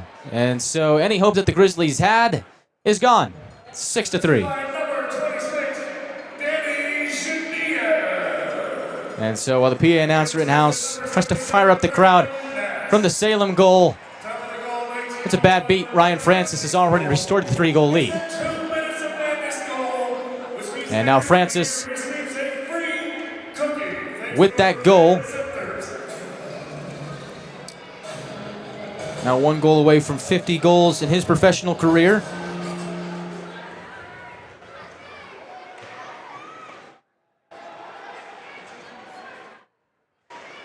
He gets the empty netter. Grizzlies on the left side. Weinstein drops it off for Gay. Shot goes wide of Hyder. 30 seconds left.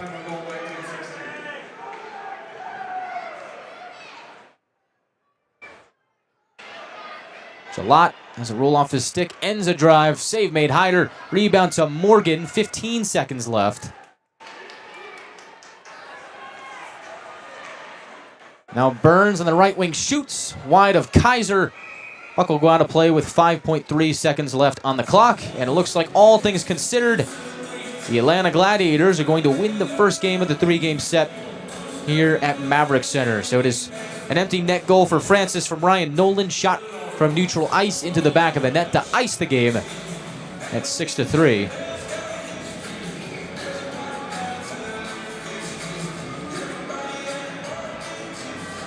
Francis, the goal and assist today. Great performance from him. Great performance all around. The Gladiators head out west and get a win in the Rockies. 6-3, Atlanta wins at Maverik Center, and the Gladiators are 15-5.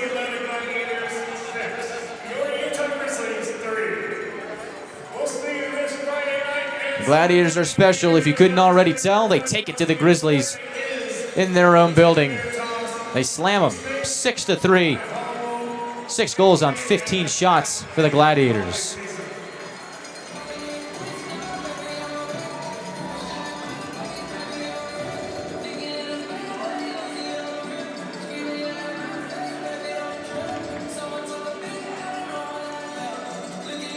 Coming up next here from Maverik Center, post-game show. We'll wrap this one up look ahead to Friday night when these two teams squaring off in the middle game of the 3-game series. Atlanta, with the win here today, has already taken the season series between these two clubs with the 2 wins at Gas South Arena on opening weekend. And the win night here tonight. They are now 3-0 against Utah this season and 15-5 on the campaign. Coming up next, post-game show from Maverik Center. We'll break it all down and send you on your way as bedtime is approaching on the East Coast.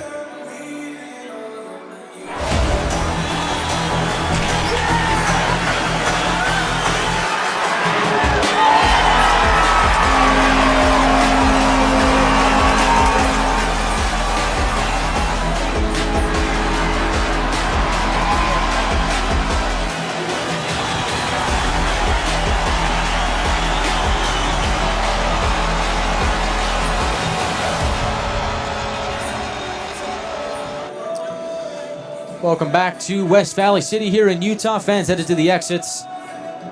Gladiators put a beat down on the Grizzlies here today, 6-3. The Gladiators win, and just like they did on Sunday, they wasted no time putting pucks in the back of the nets. 59 seconds in, Isaac Walter has the opening goal of the game from Louis Boudon. Initial shot was taken from the inside part of the right circle. Gets blocked. Walter finds the rebound, is able to pump it into the back of the net. I don't think Kaiser knew where that puck was after the initial shot got blocked. Walter able to surprise him with the opening goal of the game. Gladiators doubled down. Carson Denemy scores. 3:41 left in the first period from Kalen Lind and Joey Cipollone. Denemy's got his second of the year to make it a 2-0 Gladiators lead. And Kalen Lind has really come alive as of late, playing some of his best hockey this season. As Lind able to work in deep, centers from below the goal line to Denemy. He's able to slap it in for a 2-0 Atlanta lead. And that's where we stood after 1 period to play. The Gladiators, 2 goals on 4 shots in the first period. Ties a season low for shots in the period, and you can believe it, they do that twice here today. 4 shots in a single period. More on that in a moment. Utah took 8 shots in the first, and in the first period really felt like the Gladiators were getting shots towards the net, but a lot of them getting blocked. Credit to Utah there. And so after 1, Atlanta led 2-0. Go to the second period. Utah does get on the board. 4-on-2 up ice. Christian Felton able to take it in between the circles and fire it home for his 3rd of the season from Genev and Ness to make it a 2-1 Gladiator lead. But here come the Gladiators. Bang, bang. 15 seconds apart. 9-12 into the second period. Ryan Nolan scores from Alex Young and Ryan Francis. Great play from Francis to start that play. Speeds down the right wing. Beats out the defender. Chips it to Young at the goal line, who centers for Nolan, who puts the puck in the back of the net to make it a 3-1 Gladiators lead. But wait, there's more, and it seems like that's been a common thing for the Gladiators this season.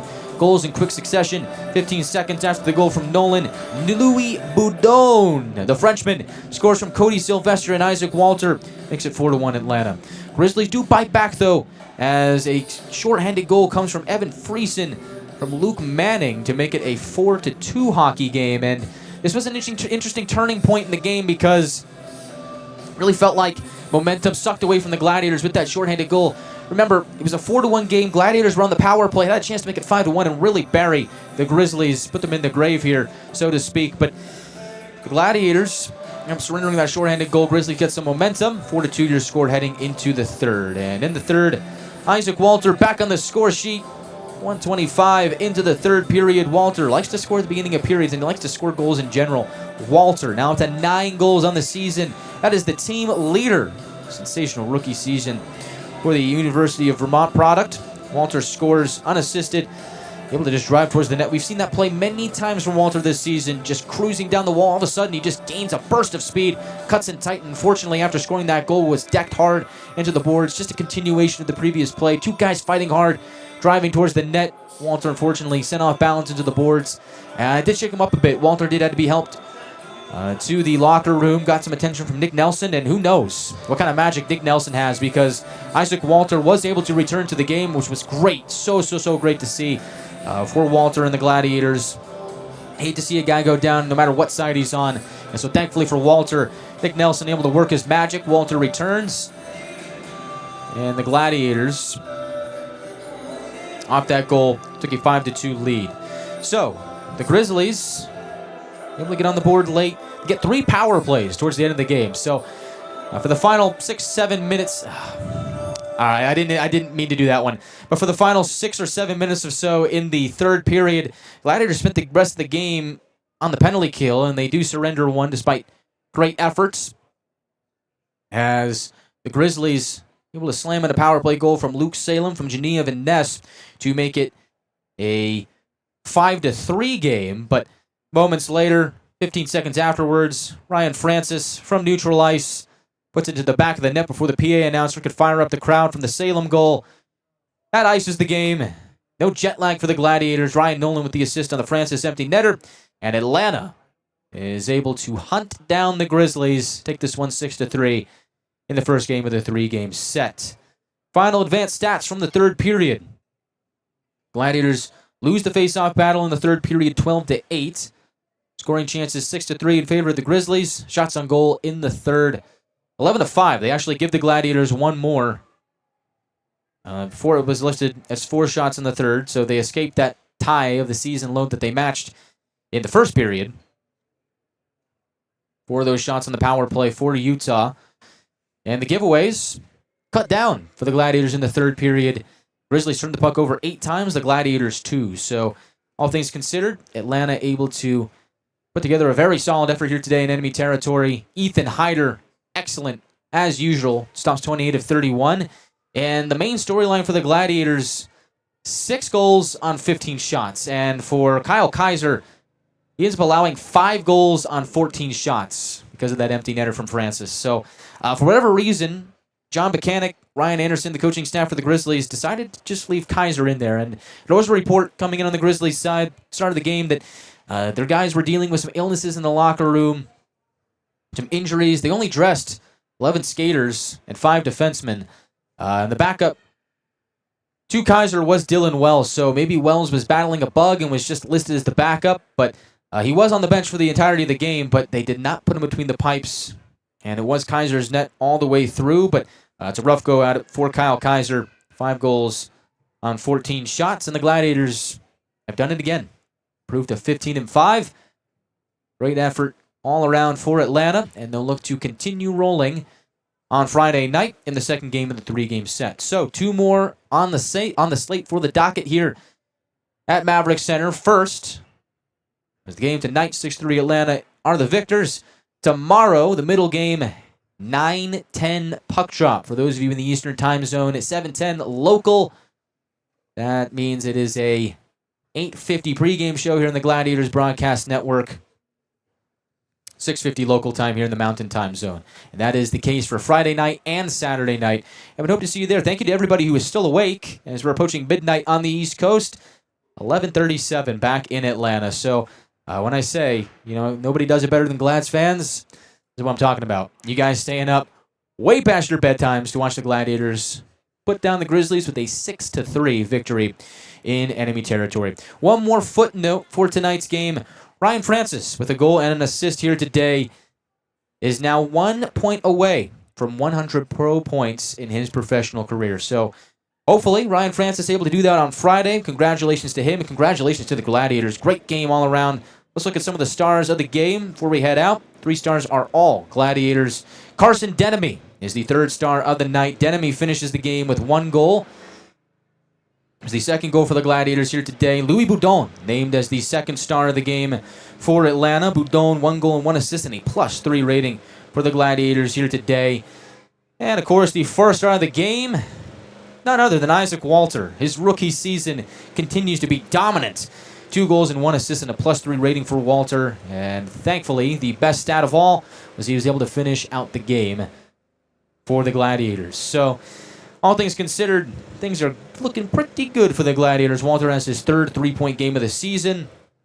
He is your 1st star. Ethan Hyder stops 28 of 31. Chad Nychuk led the way in plus-minus. Nychuk a +4 here tonight. Great job from the Gladiators all around. And Atlanta will look to get back in the win column again on Friday, make it 3 in a row as they continue to surge here on this weak slate here in Utah. Shot count is an interesting one here today. Gladiators set a new season low for shots for in a game with 15. 6 goals on 15 shots is an interesting oddball stat. But for the Gladiators, doesn't matter how you do it, you'll take it every which way you can. And 6 goals on 15 shots, That'll do. Grizzlies, 3 goals on 31 shots. It just goes to show that the shot count doesn't really matter all that much sometimes, especially when a lot of those shots that the Gladiators tried to take back in the first period and parts of the second as well were blocked. So the intent was there from the Gladiators, but the Grizzlies doing a good job of getting shots, absorbing shots, I should say, and keeping things away from the net in front of Kaiser. But all in all, special teams battle.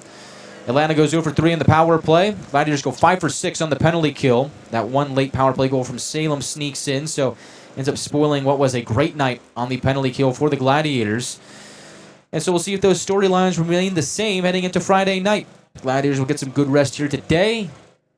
Skate tomorrow. Get ready for Friday night's bout in the final 2 games in the all-time matchups, all-time series between the Grizzlies and the Gladiators. This was a great one here at Maverik Center. What a treat to be here. What an awesome sight. What an awesome crowd. My mom was able to sit down in the row below me, which was awesome. So thank you to whoever in the Grizzlies ticketing staff that was able to hook that up.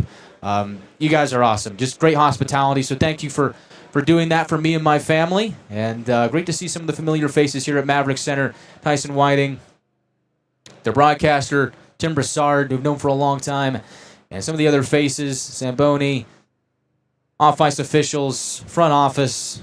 Good to see a lot of the folks here back in Utah. We'll get to see them again on Friday and Saturday. And train keeps it rolling for the Atlanta Gladiators. And if there was any doubt heading into the game that this Gladiators team was not legit, I'll say it for you right now. This Atlanta Gladiators team, they are for real. They are very much for real. They've proven that they can win in any situation, at home, on the road, travel time, doesn't matter. This is a Gladiators team that is special, and they find a way to gut wins out. And, you know, for my money, I would say Matt Ginn, Zach Vanel, those are your 2 early candidates for coaches of the year, respectively. They've done an excellent job with this team, and it speaks volumes to what they've been able to do on the ice. Looking forward to seeing what the Grizzlies and the Gladiators have in store on Friday night. That'll do it for us here from Maverik Center. If you need more of the Gladiators in your life, check us out on our social media platforms and right here on YouTube as well. Smash subscribe, smash like. Thank you for 3,000 subscribers here on YouTube. Love to see it. Glads Mania, you guys are special. See you again on Friday. Once again, your final score, Atlanta 6, Utah 3. Final score from Maverik Center. I'm Guy Chiarenza saying good night and so long. Thank you for watching this presentation of the ECHL. And we'll see you again on Friday from the Rockies.